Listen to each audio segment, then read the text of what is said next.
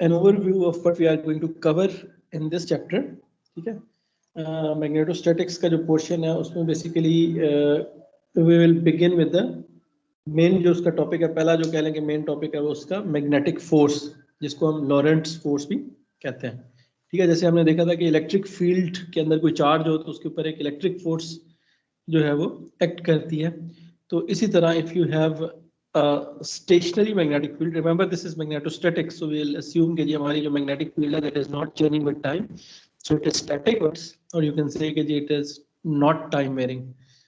तो if you have a constant non time varying magnetic field and if you have moving charges in it, so we'll see that there is basically a magnetic force that is exerted by this magnetic field. ठीक है, और उस force को हम क्या कहते हैं, उसको हम लोरेंट्स फोर्स कहते हैं. ठीक है, तो लोरेंट्स फोर्स की जो है उसकी फॉर्मुलेशन क्या होती है, उसकी एक चार्ज के ऊपर लेट्स से एक आपका पॉइंट चार्ज है, तो उसके ऊपर जो हमने फोर्स कैलकुलेट करनी है उसका रिलेशन क्या है वो हम देखेंगे. ठीक है, और फिर हम देखेंगे कि जी बहुत सारी सिचुएशंस ऐसी होती हैं जिसमें आपके पास दोनों फोर्सेस होती हैं, आपकी इलेक्ट्रिक फोर्स भी होती है और आपकी मैग्नेटिक फोर्स भी होती है. तो वहाँ पे बेसिकली यू हैव द, तो जो टोटल इलेक्ट्रोमैग्नेटिक फोर्स है that would be the sum of the two forces. और इस तरह की कुछ एप्लीकेशन हैं. ठीक है, जिसमें आप विल सी कि जी basically there is you have talked about, you have heard about Hall effect sensors. Hall effect sensors जो होते हैं बेसिकली उसकी जो वर्किंग होती है, they are you can say कि जी they are based on this magnetic force, जो लॉरेंट्स फोर्स है, और साथ ही बेसिकली इलेक्ट्रिक फोर्स भी होती है उसके अंदर. तो ये दोनों फोर्सेस जो हैं ये जो हॉल इफेक्ट सेंसर्स की वर्किंग के अंदर बेसिकली इनका अमल दखल होता है, और जो उसको जो मॉडल करते हैं जो वो बेसिकली उसमें हमें दोनों फोर्सेस का ख्याल रखना पड़ता है. फिर हम देखेंगे कि जी ये जो फोर्स है बेसिकली दिस हमें पता है कि ये मोशन तो कॉज करती है, तो उसकी वजह से हम एक कंडक्टर के अंदर एक टॉर्क प्रोड्यूस कर सकते हैं. ठीक है, तो ये आपका जो थर्ड टॉपिक है मैग्नेटिक टॉर्क वाला, वो भी कह लें कि इस एक की लोरेंट्स फोर्स के मेन टॉपिक के अंडर आ जाएगा. ठीक है, और जो मैग्नेटिक टॉर्क है ये आपको पता है कि ये जो हमारा मोटर प्रिंसिपल है, जिसमें कि इलेक्ट्रिक मोटर्स किस तरीके से काम करती हैं कि उसमें आपके पास एक करंट कैरिंग कंडक्टर पड़ा होता है within a magnetic field, and because of that there is couplet of forces that act on this coil of wire. ठीक है, तो उसमें एंड दिस ये जो दो फोर्सेस होती हैं, दो कपलेट फोर्सेस के, they basically constitute a torque that will cause this coil to rotate. ठीक है, और बेसिकली उससे आपका क्या होता है कि ये एक सर्कुलेटरी मोशन जो है वो प्रोड्यूस हो जाता है.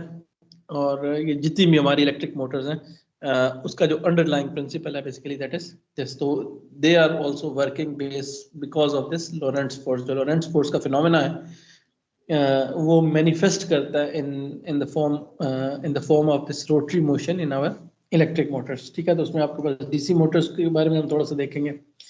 सिंक्रोनस मोटर्स जो एसी मोटर्स होती हैं उनको भी ब्रीफली जस्ट ओवरव्यू टच करेंगे, क्योंकि जो मेन मोटर्स की वर्किंग और प्रिंसिपल जो आप पढ़ेंगे वो आपकी इलेक्ट्रिक मशीन्स के कोर्स के अंदर आप ये चीज़ें कवर करेंगे. ठीक है, फिर उसके बाद जो है the second main topic of this chapter is basically कि if you have a current, because we know कि the current carrying conductor they produce magnetic field. तो एक करंट कैरिंग कंडक्टर है तो उससे बेसिकली हमने मैग्नेटिक फील्ड कैसे calculate करनी है. ठीक है, तो उसमें हम देखेंगे कि जी बियो-सावर्ट लॉ जो है we can basically use that. तो ये जो बियो-सावर्ट लॉ है this is analogous to Coulomb's law in electrostatics. जिस तरह कूलोम्स लॉ में चार्ज डिस्ट्रीब्यूशन से हम इलेक्ट्रिक फील्ड फाइंड करते थे, तो यहाँ पे इस लॉ को यूज करके बियो-सावर्ट लॉ को यूज करके हम करंट डिस्ट्रीब्यूशन से या करंट से बेसिकली हम मैग्नेटिक फील्ड को डिटरमिन करेंगे, उसकी एक्सप्रेशंस को इवेल्युएट करना सीखेंगे. फिर इसी में विल सी कि जी जिस तरह वहाँ पे हमारे पास गॉसेस लॉ था, Gauss's law of electrostatics, we have the Gauss's law in magnetostatics which you can say कि जी ऑल्दो कि उसकी कोई बहुत ज़्यादा उसकी एप्लीकेशन नहीं है, बट विल सी कि जी उसके गॉसेस लॉ ऑफ मैग्नेटोस्टैटिक्स उसका क्या मतलब है और उसकी इम्प्लीकेशंस क्या है। एंड सिमिलरली एक एम्पियर्स लॉ है, जिस तरीके से हम इलेक्ट्रोस्टैटिक्स में गॉसेस लॉ को यूज़ करके इलेक्ट्रिक फील्ड फाइंड करते थे फॉर सर्टन सिचुएशंस, जिसमें कि हमारे पास एक सिमेट्री होती थी प्रॉब्लम के अंदर। If you have a symmetry, और उसमें फिर हम एक गाउसियन सरफेस जो है वो डिफाइन कर लेते थे, और हम गाउसियन सरफेस के ऊपर ऐसी गाउसियन सरफेस जिसमें हमें पता होता है कि जी इसके ऊपर फील्ड जो है वो कांस्टेंट है, ठीक है, and it is in the same direction as the surface normal. तो वहाँ पे बेसिकली गाउसेस लॉ को यूज करके हम इलेक्ट्रिक फील्ड जो थी वो डिटरमिन करते थे। तो उसी तरह की जो टेक्निक हम यूज कर सकते हैं, लेकिन उसको हम एम्पियर्स लॉ कहते हैं इन मैग्नेटोस्टैटिक्स। उसको हम देखेंगे कि एम्पियर। जी जी sir Ampere's law Gauss's law के एनालॉगस नहीं है, क्योंकि अगर गॉसेस लॉ में हम लोग गॉसियन सरफेस यूज करते हैं तो एम्पेयर्स लॉ में एम्पियरियन पाथ यूज करते हैं, तो ऐसे नहीं कह एग्जैक्टली सकते कि एम्पेयर्स लॉ गॉसेस लॉ की एनालॉगस है। एग्जैक्टली मतलब मैं वही कह रहा था कि मतलब जिस तरीके से हम गॉसेस लॉ को इलेक्ट्रोस्टैटिक्स में यूज करते हैं इलेक्ट्रिक फील्ड फाइंड करने के लिए, तो उसकी एनोलॉजी आप कह सकते हैं कि जी उसमें हम एम्पियर्स लॉ को मैग्नेटोस्टैटिक्स में करते हैं, उसमें हम एम्पियरिन कॉन्टूर यूज करके उससे मैग्नेटिक फील्ड फाइंड करते हैं, ठीक है। तो as far as their application is concerned, तो दे आर एनोलॉगस, लेकिन आप उसको गॉसेस लॉ नहीं कहते हैं, राइट। जब हम गॉसेस लॉ ऑफ मैग्नेटोस्टैटिक्स कहते हैं तो उसका एक और मतलब होता है, ठीक है, वो हम देखेंगे कि बेसिकली एक मैक्सवेल की जो एक इक्वेशन है del dot B is equal to zero, तो that is basically the Gauss's law of magnetostatics. तो ये उससे एनालॉगस तो है जो इलेक्ट्रोस्टैटिक्स में गॉसेस लॉ की जो एप्लीकेशन है, एम्पियर्स लॉ की भी उसी तरह की एप्लीकेशन है मैग्नेटोस्टैटिक्स के केस में। बट जस्ट टू मतलब क्लैरिफाइड कि आप कंफ्यूज ना हो, जब हम गॉसेस लॉ की टर्म यूज करते हैं in case of magnetostatics, so that's a different thing, ठीक है। उसकी एप्लीकेशन नहीं है। वो देखेंगे कि जी जब हम उसको अभी नेक्स्ट स्लाइड्स में उसको देखेंगे कि जी उसकी एग्जैक्टली वो हमें क्या बता रहा है, उससे आप फील्ड्स नहीं फाइंड कर सकते, लेकिन ये है कि that is a different thing. वो बेसिकली आपकी एक मैक्सवेल इक्वेशन है जिसको हम कॉजेस ऑफ मैग्नेटोस्टैटिक्स कहते हैं, which is different from the Ampere's law. So just to keep it, ठीक है। फिर उसमें हम देखेंगे कि जो एच फील्ड जो है वो एक वायर के केस में, शीट के केस में, लूप के केस में किस तरह फाइंड करते हैं, एक सोलिनॉइड के केस में हम उसकी मैग्नेटिक फील्ड कैसे फाइंड करते हैं, ठीक है। और अल्टीमेटली जो इलेक्ट्रोमैग्नेट्स हैं उनकी एप्लीकेशंस और उनकी फील्ड्स किस तरीके से होती हैं। फिर बेसिकली जिस तरीके से हमने इलेक्ट्रिक प्रॉपर्टीज ऑफ मटेरियल्स देखी थी, तो इसी तरह हम विल सी कि जी certain materials they have magnetic properties. जिस तरह वहाँ पे पोलराइजेशन का फिनोमेना था, तो विल सी कि जी वी हैव मैग्नेटाइजेशन फिनोमेना, और उसको हम किस तरह कैरेक्टराइज करते हैं। वहाँ से हम परमिएबिलिटी का, रिलेटिव परमिएबिलिटी का जो कॉन्सेप्ट है वो आ जाएगा, उसको हम देखेंगे, और उसको हम किस तरीके से मॉडल करते हैं इन टर्म्स ऑफ मटेरियल पैरामीटर्स, ठीक है। कुछ मटेरियल्स होते हैं वो इजीली मैग्नेटाइज हो जाते हैं, कुछ मुश्किल से मैग्नेटाइज होते हैं, उसकी क्या वैल्यूज होती हैं, उनकी क्या रेंजेस होती हैं, उनको किस तरीके से मॉडल करते हैं, और अल्टीमेटली उसकी वजह से फील्ड के ऊपर क्या इफेक्ट होता है। तो ये सारी चीज़ें जो है ये भी हम इस चीज़ के अंदर देखेंगे। तो अगेन ये जो चैप्टर है बेसिकली मैग्नेटोस्टैटिक्स वाला, ये it will serve as a base for your electric machines course, क्योंकि इलेक्ट्रिक मशीन्स में आप इन सारे कॉन्सेप्ट्स की एप्लीकेशन देखेंगे, ठीक है। मोटर्स और जनरेटर्स जो हैं बेसिकली वो आपके अल्टीमेटली इन सारे कॉन्सेप्ट्स के ऊपर लाए कर रहे हैं। फिर मोटर्स और जनरेटर्स के अंदर जो हम मटेरियल यूज़ कर रहे होते हैं, मैग्नेटिक मटेरियल्स, वो उसकी जो कंस्टिट्यूशन है, उसमें जो परमिएबिलिटी वगैरह और वो सारी चीज़ें वो बेसिकली उस कह लेंगे उसके जो बेसिक कॉन्सेप्ट्स हैं वो इस कोर्स में डेवलप करेंगे। तो वहाँ पे जाके बेसिकली उसकी एप्लीकेशन और उसकी ज़्यादा एडवांस्ड कह लें कि आप उस पर मॉडलिंग वगैरह आप उस कोर्स में देखेंगे।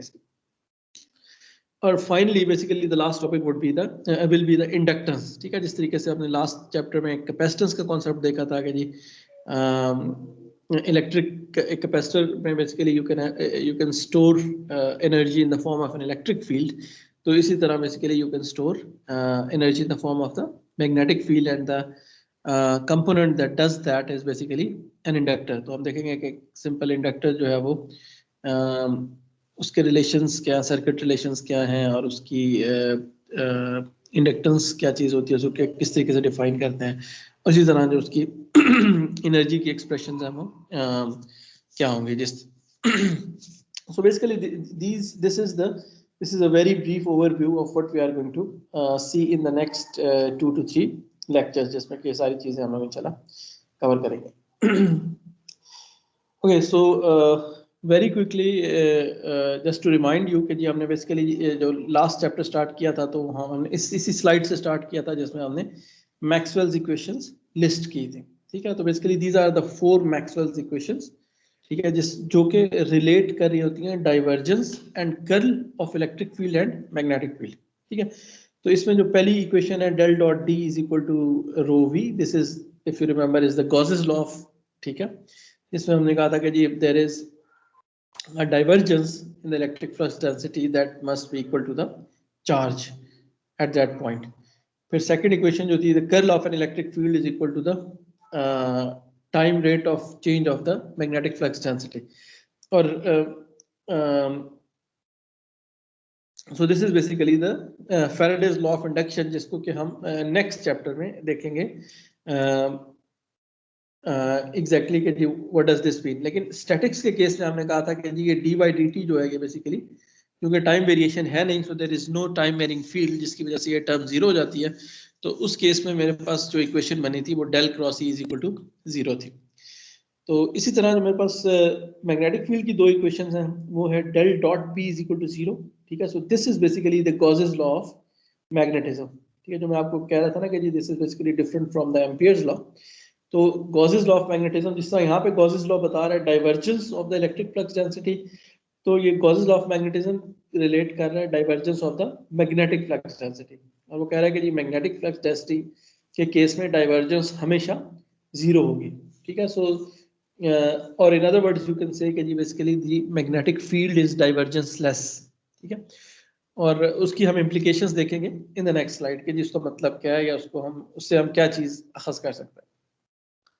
And finally, basically the Ampere's law, ठीक है, the full Ampere's law is कि जी the curl of the magnetic field is equal to the current density J plus a time varying electric flux density. ठीक है, तो again चूंकि इस chapter में हम टाइम वेरिएशंस को जीरो अस्यूम कर रहे हैं, हम अस्यूम कर रहे हैं कि जी फील्ड्स आर नॉट चेंजिंग, तो ये वाली जो टर्म है ये जीरो हो जाएगी. तो उस केस में मेरे पास जो simple form of the Ampere's law है वो है basically del cross H is equal to J के a current produces a magnetic field. ठीक है, तो ये जो 2 इक्वेशंस हैं ये बेसिकली हमारी मैग्नेटोस्टैटिक्स की इक्वेशन है.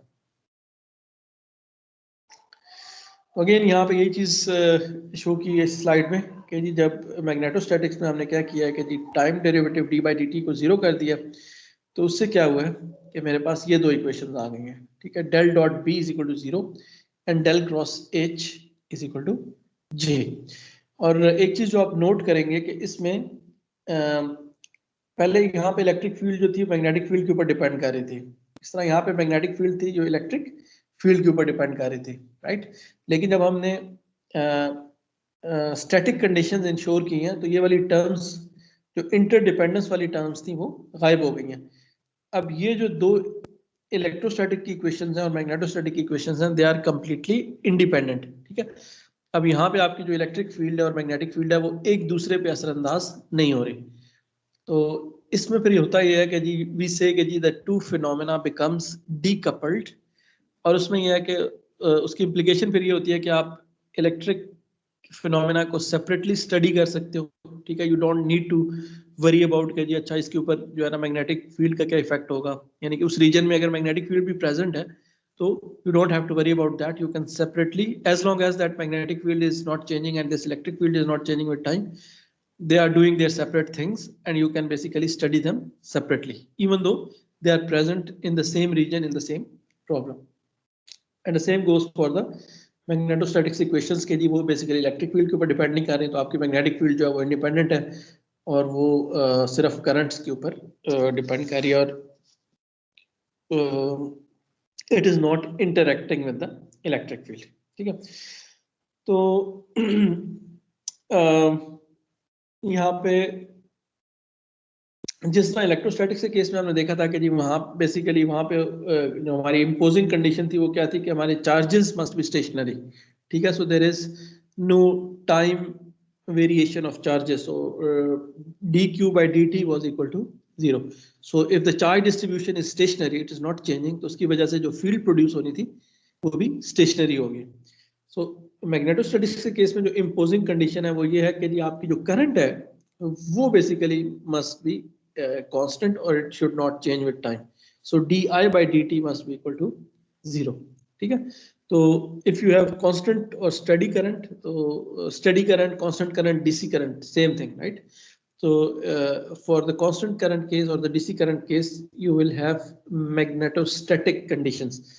उस केस में आपकी मैग्नेटिक फील्ड तो होगी लेकिन उसकी जो वैल्यू होगी, जो उसकी डायरेक्शन होगी वो चेंज नहीं हो रही होगी टाइम के साथ। एक दफा जब कंडीशन सेटअप हो गई हैं, सिस्टम स्टेडी स्टेट में आ गया तो उसकी वैल्यू वही रहेगी as long as you do not disturb that system. आप उसमें करंट की वैल्यू चेंज नहीं करते, आप उसमें कोई और चीज ऊपर नीचे नहीं करते, तो उसमें जो आपकी मैग्नेटिक फील्ड एक दफा सेटअप हो गई है उसकी वैल्यू वही रहेगी। तो अगेन इस केस में बेसिकली आपके पास मैग्नेटिक फ्लक्स डेंसिटी है जिसके यूनिट्स टेस्ला हैं। ठीक है, आपके पास मैग्नेटिक फील्ड इंटेंसिटी है H, ठीक है, जिसकी यूनिट्स एम्पियर्स पर मीटर्स में हम उसको करते हैं। और अगेन इनका जो आपस में रिलेशन है मैग्नेटिक फील्ड इंटेंसिटी और मैग्नेटिक फ्लक्स डेंसिटी का, that is given by this constitutive relation B is equal to mu H, where mu is the permeability of the medium जिसके अंदर के इन दोनों को हम रिलेट कर रहे हैं। ठीक है, तो will talk about the permeability जब when will discuss the magnetic properties of the materials. ठीक है, जबकि डायनामिक्स के केस में, ठीक है, जो कि हम नेक्स्ट चैप्टर में देखेंगे, टाइम वेरिंग फील्ड्स में आपके पास जो है ये you have time varying currents. ठीक है, तो उसमें आपके जो चार्जेस होते हैं ऑफ कोर्स वो भी फिर मूव कर रहे हैं if you have time varying currents. तो उस केस में ये है कि जी di by dt is not equal to 0, तो उस केस में फिर आपकी सारी फील्ड्स आ जाती हैं, electric field, electric flux density, magnetic field, magnetic flux density, and they are all interlinked, intercoupled, and there you have to you cannot basically solve them separately. आपको basically सारी फील्ड्स को इकट्ठा सॉल्व करना पड़ता है और वहां पे आप उसको इलेक्ट्रोडायनामिक्स कहते हैं उस फील्ड, डायनामिक्स बल्कि। ठीक है, और हमने अगर आपको याद हो तो हमने कहा था कि जो इलेक्ट्रोमैग्नेटिक वेव फिनोमेना होता है जिसमें कि आपकी इलेक्ट्रोमैग्नेटिक वेव्स जनरेट होती हैं, तो वो इसी थर्ड फील्ड के अंदर हम उसको स्टडी करते हैं।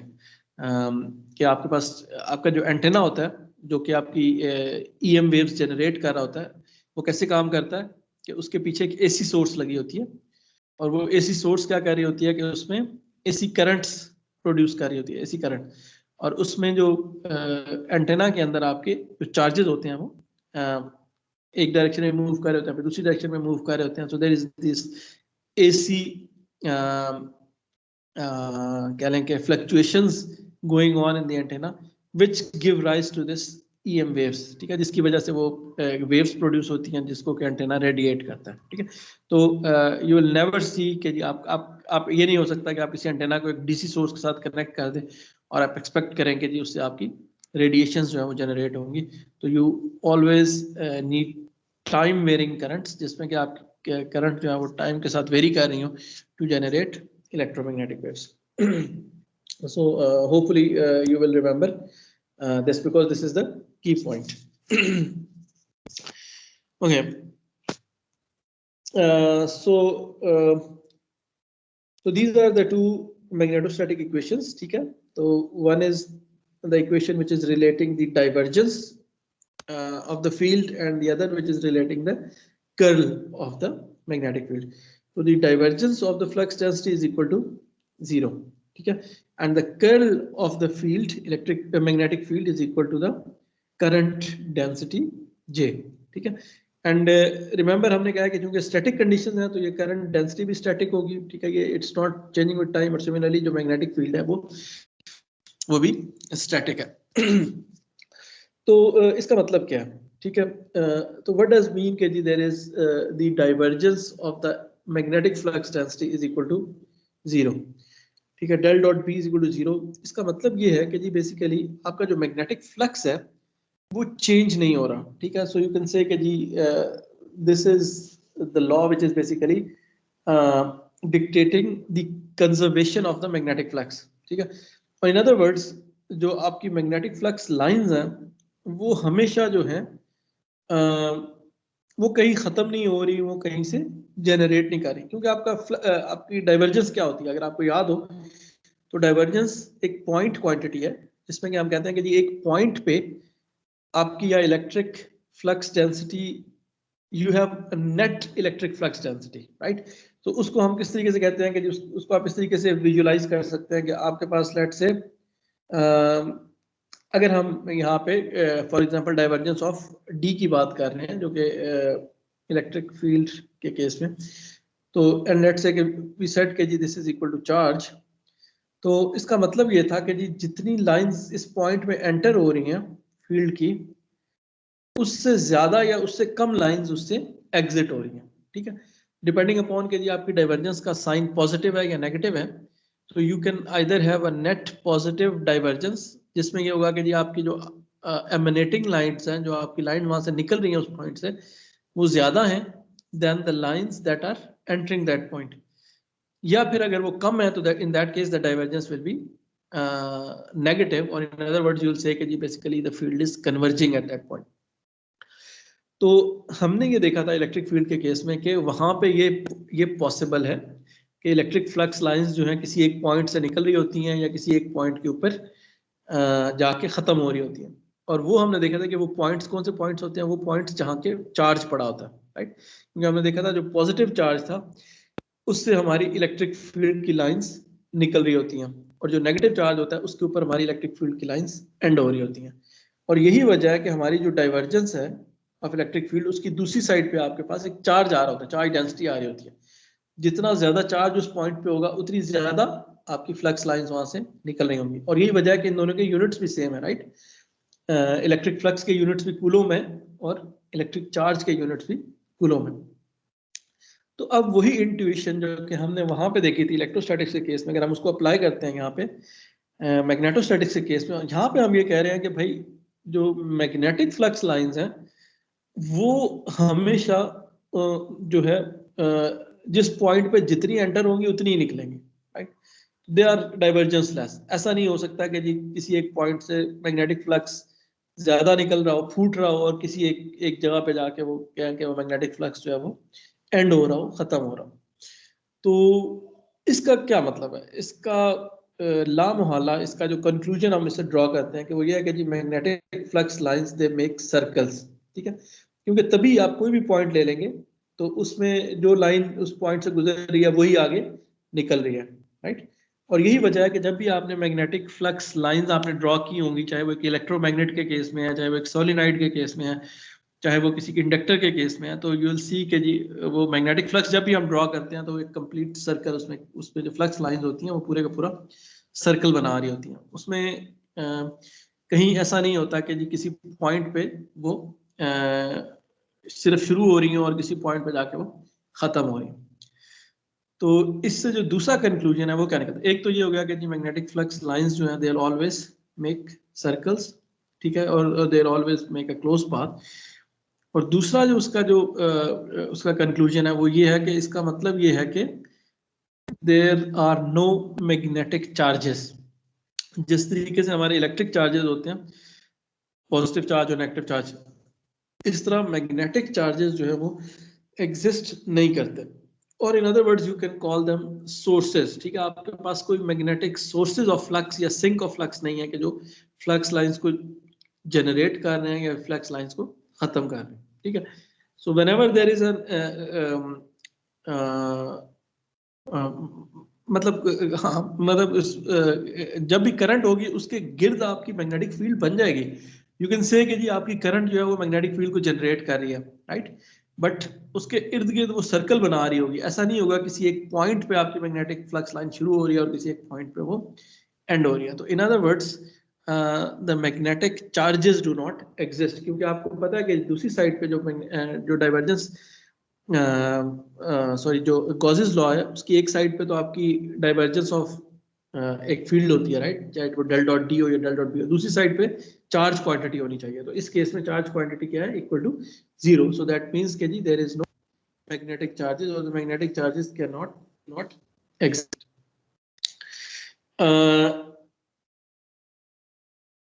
ठीक है, तो बेसिकली ये जो दोनों हैं ये हम कह लें कि ये दो बहुत इंपॉर्टेंट कंक्लूजन हैं जो कि हम ड्रॉ कर सकते हैं from Gauss's law of magnetism से। ठीक है, लेकिन इसके अलावा इसका कोई एप्लीकेशन नहीं है। रिमेंबर, ये मुझे एक इंफॉर्मेशन दे रहा है कि जी there are no magnetic charges और गॉसेस लॉ ऑफ मैग्नेटिज्म मुझे ये कह रहा है कि जी divergence of magnetic flux density will always be equal to 0, right? लेकिन of course I cannot apply it to find the magnetic flux density, right? ऐसा नहीं है कि जी मैं एक Gaussian surface draw कर लूँ, क्योंकि उसमें मुझे total overall flux will always be 0, तो उससे कोई मुझे useful information इस तरीके से नहीं मिल सकती कि मैं किसी point पे magnetic field determine कर लूँ, right? तो ये वजह है कि ये जो Gauss's law है for magnetostatics, मतलब उसकी कोई एप्लीकेशन नहीं है इन टर्म्स ऑफ कि जी हम उसको यूज करके मैग्नेटिक फील्ड को डिटरमिन करें, जैसा कि हम इलेक्ट्रोस्टैटिक्स के केस में करते थे, जिसमें कि हमने गॉसेस लॉ को यूज करके इलेक्ट्रिक फील्ड्स फाइंड की थी for certain charge distributions. Okay. So on the other hand, we have the second Maxwell equation for the magnetostatics case, and that relates the curl of the magnetic field del cross H to the current density J. ठीक है, तो अगर मैं आपको कहूँ कि आप याद करें कि कर्ल का कॉन्सेप्ट जो होता है, कर्ल क्या होती है, तो curl basically gives the rotation of the field, कि जी एक पॉइंट पे what is the rotation that is being at a certain point, एक फील्ड के अंदर रोटेशन कितनी है, या if you think of that field as a force field, तो if it cause a rotation at that particular point, ठीक है, और अगर हम इसको इंटीग्रेट करते थे तो then that rotation उसको हम सर्कुलेशन क्या देते थे, राइट, कि जी क्या फील्ड के अंदर एक सर्कुलेशन है या नहीं है। तो यहाँ पे बेसिकली ये मेरी इक्वेशन क्या कह रही है, ये इक्वेशन ये कह रही है कि जी if you have a current, ठीक है, because on one side you have the current, जब आप करंट डेंसिटी को इंटीग्रेट करेंगे तो वो करंट बन जाएगी। तो if you have a flowing current then it will generate a circulating magnetic field, right, क्योंकि जब आप इस साइड को इंटीग्रेट करेंगे तो ये कर्ल जो है वो सर्कुलेशन बन जाएगी। रिमेंबर, सर्कुलेशन को हमने देखा था कि जी डेल क्रॉस समथिंग को जब हम इंटीग्रेट करते हैं, जो स्टोक्स थ्योरम था, तो basically on one side you have the circulation, और दूसरी साइड पे ऑफ कोर्स जब आप उसको इंटीग्रेट करेंगे करंट को, तो दैट बिकम्स अ करंट। तो so whenever you have a current, ठीक है, so that will produce a circulatory magnetic field, circulating magnetic field, और vice versa if you have a magnetic field, इसका मतलब ये है कि वहां पे करंट लाजमी होनी चाहिए, ठीक है, बिकॉज इक्वेशन है ना, राइट, तो इसमें आप चाहे इस डायरेक्शन में जा सकते हैं या आप इस डायरेक्शन में जा सकते हैं। तो if you have a current, from that you can conclude कि उसकी वजह से उस करंट के इर्द गिर्द कोई एक रोटेटिंग मैग्नेटिक फील्ड होनी चाहिए, ठीक है। या फिर आप ये कह सकते हो कि अगर किसी पॉइंट पे एक मैग्नेटिक फील्ड है तो उसकी वजह से एक करंट भी होनी चाहिए, ठीक है, जो उस पॉइंट के गिर्द यू कैन से कि जो कि सर्कुलेट कर रही हो। तो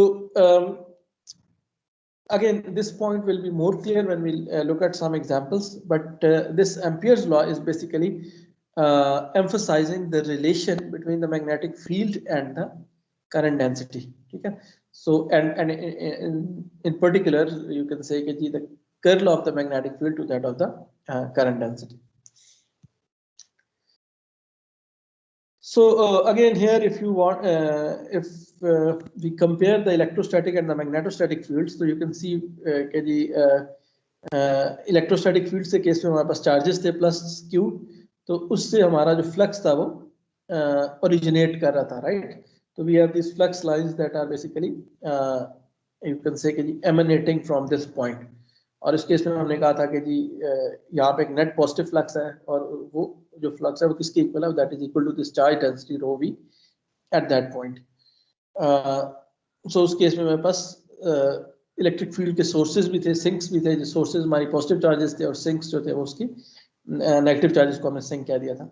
जबकि मैग्नेटिक फील्ड के केस में चूंकि इट इज डाइवर्जेंस लेस, तो यू कैन सी कि जी इसमें ऑल्दो के we define north and south pole, but इस केस में आपका क्या होता है कि जी साउथ पोल से आपकी जो फील्ड होती हैं वो अंदर मैग्नेट के अंदर भी जो है वो करके वो अपना ये सर्कुलेटरी पाथ जो है वो कंप्लीट कर रही होती है, ठीक है। और यही वजह है कि जब हम मैग्नेट को तोड़ देते हैं तो ऐसा नहीं होता कि जी नॉर्थ पोल अलग हो जाए और साउथ पोल अलग हो जाए, ठीक है। तो जो मैग्नेट को अगर आप दो पीस में डिवाइड कर लें तो उसका एक हिस्सा नॉर्थ पोल बन जाता है और दूसरा हिस्सा उसका साउथ पोल बन जाता है।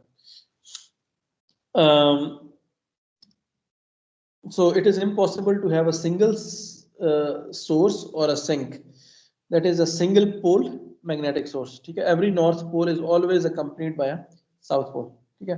So magnet और उसकी second conclusion था वो ये था कि magnetic field lines always form loops from north to south, ठीक है। तो इसकी जो एक मतलब आप इसको देख सकते हैं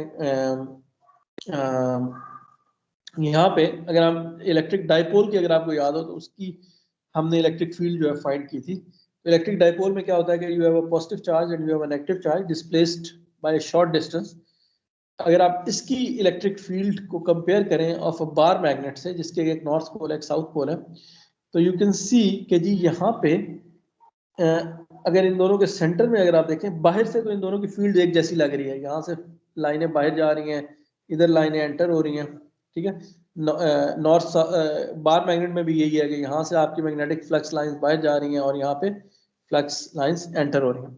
लेकिन inside in between the positive and negative charges if you look at कि जी यहाँ से यहाँ पे पॉजिटिव से नेगेटिव की तरफ आपकी इलेक्ट्रिक फील्ड की लाइंस जा रही हैं, जबकि यहाँ पे हमारे पास क्या है कि यहाँ पे उल्टा है, साउथ से नॉर्थ की तरफ जा रही हैं। Because my magnetic flux lines they always form close loops और सर्कल्स, जबकि इलेक्ट्रिक फील्ड के केस में ऐसा नहीं है, वो क्लोज लूप नहीं बना रही बल्कि वो पॉजिटिव चार्ज से निकल के नेगेटिव चार्ज की तरफ जा रही हैं। तो ये जो अंदर वाला रीजन है, ठीक है, जिसको मैं यहाँ पे सर्कल कर रहा हूँ, ये यहाँ पे बेसिकली आप इस चीज को डिस्टिंग्विश कर सकते हैं in the behavior of the electric field lines and that of the magnetic field lines.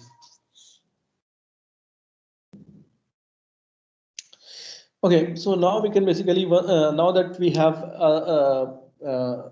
an idea of what magnetostatics is, magnetostatics की field क्या है, उसकी जो basic दो governing Maxwell's equations हैं वो कौन सी हैं, उसमें हमने जो flux lines हैं उनका थोड़ा सा behavior देख लिया कि जी वो divergence less हैं और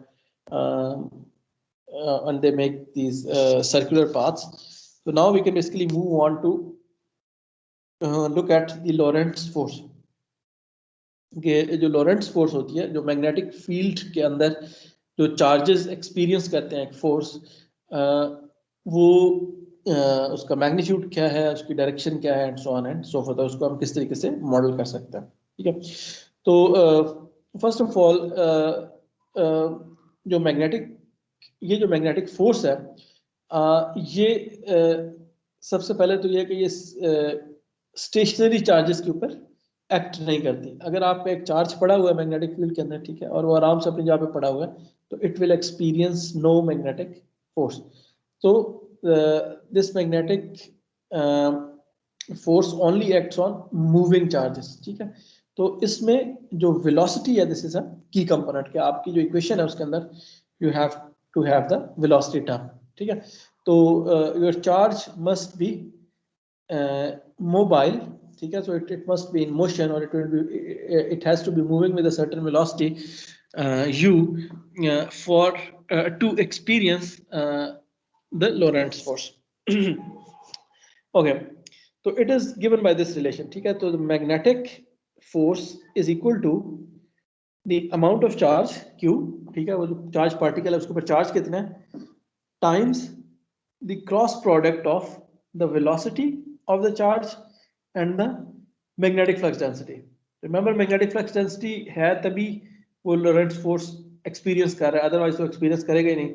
और it has to be mobile, तो उसकी एक वेलोसिटी होनी चाहिए। अगर u 0 है तभी वो फोर्स 0 हो जाएगी। तो अब यहाँ पे यह है कि वेलोसिटी भी वेक्टर है और मैग्नेटिक फ्लक्स डेंसिटी भी वेक्टर है, राइट। और मुझे पता है कि मेरी फोर्स भी वेक्टर है, राइट। तो इसका मतलब यह है कि वेलोसिटी और b का रिलेशन ऐसा होना चाहिए कि जी हमारे पास एक जवाब वेक्टर आए। तो यहाँ पे basically this is the cross product, ठीक है, u क्रॉस p के ये जो दो वेक्टर्स हैं, velocity vector and the flux density vector at a point, उनका जो क्रॉस प्रोडक्ट है वो डिटरमिन करेगा कि उस पॉइंट पे उस चार्ज के ऊपर कितनी फोर्स एक्ट करेगी और किस डायरेक्शन में एक्ट करेगी, ठीक है। तो again this is the relation that you have already seen in probably your matric and FSc, ठीक है, जिसमें कि आपने मैग्नेटिक फोर्स वगैरह देखी है। वहां पे शायद आपने इसको क्यू वी बी पढ़ा होगा, वी इज द वेलोसिटी, लेकिन ये कि यहाँ पे हम लोग वेलोसिटी को यू से रिप्रेजेंट कर रहे हैं। तो since this is the cross product, you can basically write it in like this: so q u v b sin theta, where theta u b is the angle between the velocity vector and the flux density vector, ठीक है। और of course जो force होगी then, क्योंकि ये cross product है, तो force in दोनों वेक्टर्स के नॉर्मल डायरेक्शन में होगी, राइट। क्रॉस प्रोडक्ट के केस में जो मेरा क्रॉस प्रोडक्ट की जो डायरेक्शन होती है that is basically perpendicular to the plane carrying these two vectors u and b। तो इस केस में उसकी जो फोर्स की डायरेक्शन है it will be along, it will be perpendicular to both these vectors u and b। तो इसका मतलब है कि ये जो उस प्लेन से मतलब it will not, the force vector will not lie in the same plane, but in fact it will be perpendicular to the plane. And in fact this is very counterintuitive, मतलब शुरू में आप देखें generally हम use to होते हैं कि जी आप एक फील्ड जिस डायरेक्शन में है उसी डायरेक्शन में फोर्स एक्ट करेगी, राइट। जिस तरह इलेक्ट्रिक फील्ड्स के केस में था कि जी आप अस्यूम करते हो कि जी जो फील्ड लाइंस होती हैं, जिसमें इलेक्ट्रिक फील्ड लाइंस हैं, तो they are kind of force field lines. तो वो अगर उनके जिस तरह एक पानी जो होता है उसका एक बहाव होता है, तो जनरली हम उस तरीके से अस्यूम करते हैं। तो उसमें अगर आप कोई चीज़ रखेंगे तो वो उस बहाव की डायरेक्शन में बेसिकली वो जो है वो चार्ज मूव करेगा, जनरली मतलब ये विजुअलाइजेशन होती है। But in this case you can see कि जी this is very very misleading. In fact this is very counterintuitive because the field lines they are not force lines, right। उस direction में आपकी force act नहीं कर रही, बल्कि यहाँ पे उस केस में जो आपकी फोर्स एक्ट कर रही है that is perpendicular to the field direction, ठीक है। So and in fact this is the reason why you have basically a torque में भी आपको पता है कि आपकी जो रोटेशनरी फोर्स आपकी एक डायरेक्शन में एक्ट कर रही होती है, लेकिन जो मोशन है वो जो टॉर्क की डायरेक्शन होती है वो परपेंडिकुलर होती है along the axis of the rotationary body. तो इसमें फिर ये है कि जी आपको अगर याद होगा कि जी फोर्स की डायरेक्शन फाइंड करने के लिए हम राइट हैंड रूल यूज करते थे, ठीक है। 3 finger right hand rule where your 2 fingers basically ये जो है ये जो वेक्टर्स हैं u और b, इनकी डायरेक्शन में आप पॉइंट करते हो, ठीक है।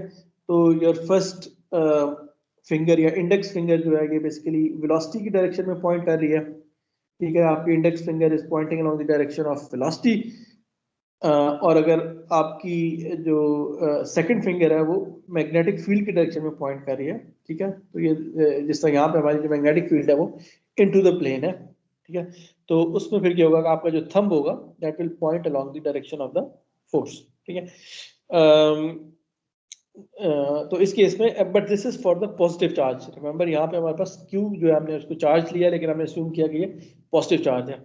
अगर यहाँ पे एक नेगेटिव चार्ज होगा तो उसमें Q के साथ एक नेगेटिव साइन आ जाएगा because of the negative charge, और वहां पे जो फोर्स की डायरेक्शन है वो उल्ट हो जाएगी, राइट। तो उस केस में आप राइट हैंड रूल से जो भी आपकी फोर्स की डायरेक्शन आएगी आपने उसे उल्ट डायरेक्शन में लेनी होगी। तो लेट्स से कि if this was negative Q, तो उस केस में मेरी फोर्स की डायरेक्शन जो होती है वो इस डायरेक्शन में लगती है, towards the right side, and in fact that is depicted over here, ठीक है। यहाँ पे आप देख रहे हैं कि ये मेरे पास एक पॉजिटिव चार्ज था, मेरी जो मैग्नेटिक फील्ड है ये ग्रीन लाइन से रिप्रेजेंटेड है अपवर्ड्स, ठीक है। मेरी जो वेलोसिटी है वो बेसिकली इस डायरेक्शन में है, ठीक है। तो यहाँ पे if you use the the right hand rule, ठीक है, तो if your index finger is pointing towards velocity vector u, ठीक है, और अगर आपके जो मिडिल फिंगर है pointing along the magnetic flux density b, तो आपका जो थंब है वो इस डायरेक्शन में पॉइंट करेगा along towards the downwards direction, ठीक है, जबकि नेगेटिव चार्ज के केस में बिल्कुल उल्टा हो जाएगा, हालांकि उसमें u और b की वही डायरेक्शन है, लेकिन जो फोर्स है वो इन द अपवर्ड्स डायरेक्शन है, ठीक है। तो अच्छा, इसमें यह है कि जनरली मैं तो पर्सनली ना ये जो 3 फिंगर्स रूल है ना राइट हैंड, इससे अक्सर कंफ्यूज ही रहता हूँ, ठीक है। तो इससे ज़्यादा इजी जो है बेसिकली वही है, क्योंकि because this is a cross product, ठीक है। क्रॉस प्रोडक्ट के केस में आपको याद होगा कि राइट हैंड रूल में हम क्या कहते थे कि अपनी फिंगर्स को हम कर्ल करते थे from first vector to the second vector. तो अब इस केस में मेरा फर्स्ट वेक्टर वेलोसिटी वेक्टर है u, और सेकंड वेक्टर मेरा फ्लक्स डेंसिटी वेक्टर है।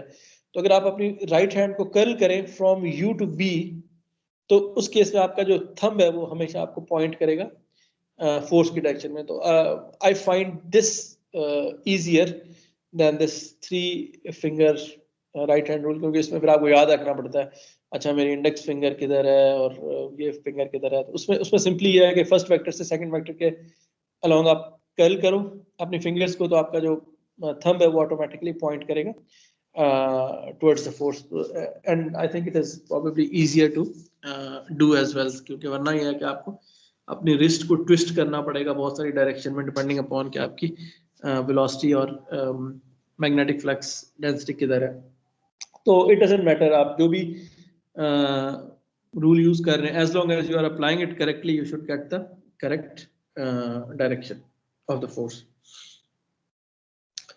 ओके, तो यहाँ पे एक चीज आपने याद रखनी है कि जो हमारी लॉरेंट्ज फोर्स की जो डायरेक्शन है, remember this is different from the electric force. की इलेक्ट्रिक फोर्स जो होती है वो फील्ड के अलोंग होती है, ठीक है, या ऑपोजिट होती है depending upon the negative charge, लेकिन बहरहाल वो फील्ड लाइन डिटरमिन कर रही होती है कि उसकी डायरेक्शन किधर है, मतलब उसके अलोंग होगी या ऑपोजिट होगी, लेकिन यहाँ पे वो बेसिकली उसके परपेंडिकुलर होती है जो आपकी मैग्नेटिक फोर्स होती है। So this is a key difference between the electric force and the magnetic force. Yeah, so for here we have an example. So let's look at an example. We have an electron, and it is moving at a speed 10 raised per 6 meters per second in the positive y direction. Okay. So let's say this is x, this is y, and z is out of the plane. ठीक है, तो मेरा जो electron है वो move कर रहा है y डायरेक्शन में मूव कर रहा है। Magnetic field of the strength 1 Tesla is oriented in the positive z direction, ठीक है, मैग्नेटिक फील्ड की जो डायरेक्शन है वो z के अलोंग है, ठीक है। और जो इलेक्ट्रॉन की वेलोसिटी है वो बेसिकली y के अलोंग है, right. What is the magnitude and the direction of the Lorentz force on the particle. तो अब इस केस में उसकी फोर्स की डायरेक्शन क्या होगी, ठीक है। अब ये तो ऑटोमेटिकली मुझे पता है कि वो फोर्स जो है इन दोनों के परपेंडिकुलर होनी चाहिए, तो वो लाजमी या x के अलोंग होगी या नेगेटिव x के अलोंग होगी, राइट, क्योंकि वेलोसिटी y के अलोंग है, फील्ड z के अलोंग है, तो force must be perpendicular to the both, so it must be either along plus x और माइनस x। लेकिन ये है कि वो किस प्लस x के अलोंग होगी या माइनस x के अलोंग होगी, तो उसके लिए मुझे क्या करना पड़ेगा, मुझे राइट हैंड रूल यूज करना पड़ेगा, ठीक है। तो my first vector is upward direction और second vector is out of the page. तो अगर मैं फिंगर्स को कर्ल करता हूँ u क्रॉस b में, तो पॉजिटिव चार्ज के केस में अगर मेरे पास यहाँ पॉजिटिव चार्ज होता तो मेरे पास फोर्स इस डायरेक्शन में एक्ट करनी थी प्लस x के अलोंग, लेकिन चूंकि यहाँ पे मेरे पास इलेक्ट्रॉन है, electron is a negative charge, तो इसका मतलब ये है कि मुझे फोर्स उससे उल्टी डायरेक्शन में लगेगी या नेगेटिव x के अलोंग लगेगी। तो basically this C part is the correct answer.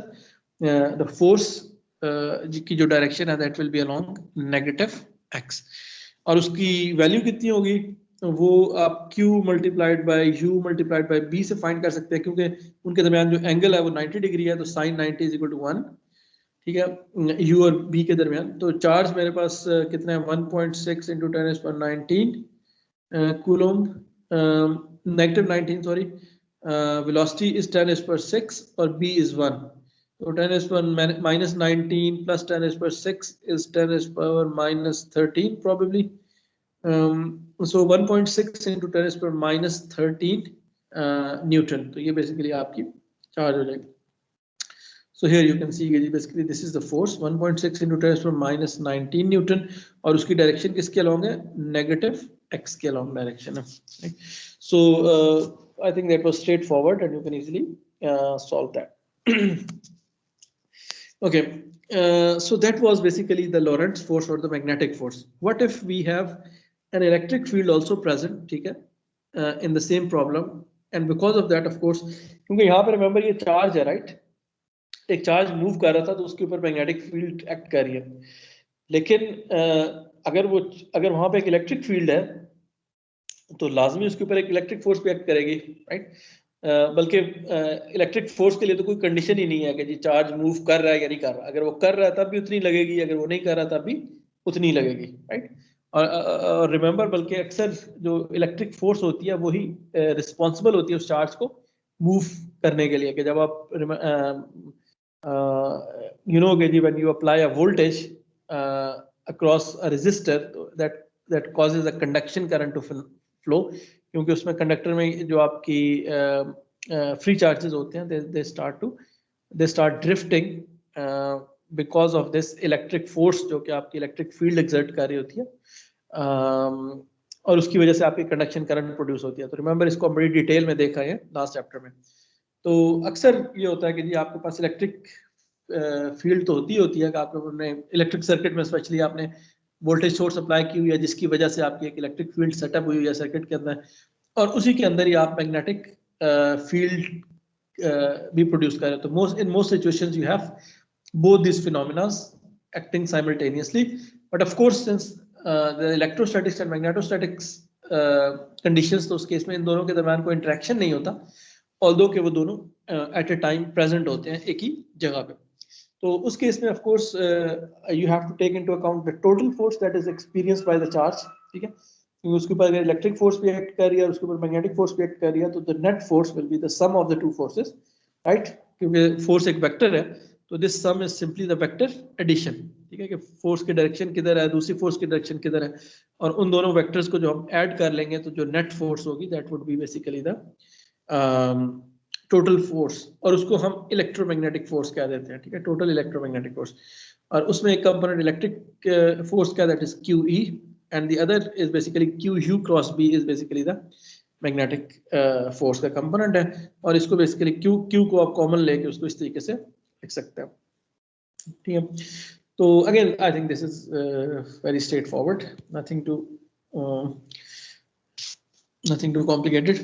So इसकी एप्लीकेशंस हैं, राइट? जैसे अभी मैं कह रहा था कि बहुत सारी सिचुएशंस में ऐसा होता है कि जी आप इन दोनों को इकट्ठा यूज कर रहे होते हैं.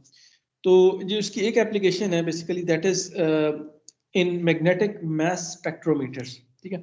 तो प्रोबेबली आप में से कुछ लोग जो है स्पेक्ट्रोमेट्री से फेमिलियर होंगे. स्पेक्ट्रोमेट्री जो है ये हम यूज करते हैं बेसिकली मुख्तलिफ, स्पेशली ये केमिस्ट्री में यूज होती है, या केमिकल इंजीनियर्स वगैरह इनको यूज करते हैं मुख्तलिफ मटेरियल्स के एटम्स को, मॉलिक्यूल्स को सेपरेट करने के लिए, राइट? अगर आपके पास अगर आपने कोई एनालिसिस करना है, आप देखना चाह रहे हो कि ये एक कंपाउंड है जिसके अंदर बहुत सारी चीजें मिक्स हुई हैं, तो आप उनको सेपरेट करना चाहते हो कि इसके अंदर कौन कौन सा कॉन्स्टिट्यूएंट्स है इसके, ठीक है? तो वहां पे हम क्या कहते हैं, स्पेक्ट्रोमीटर्स यूज करते हैं. और स्पेक्ट्रोमीटर्स किस तरह करते हैं, वो बेसिकली लोरेंट्स फोर्स के फिनोमेना को यूज करके ये एनालिसिस करते हैं, ठीक है?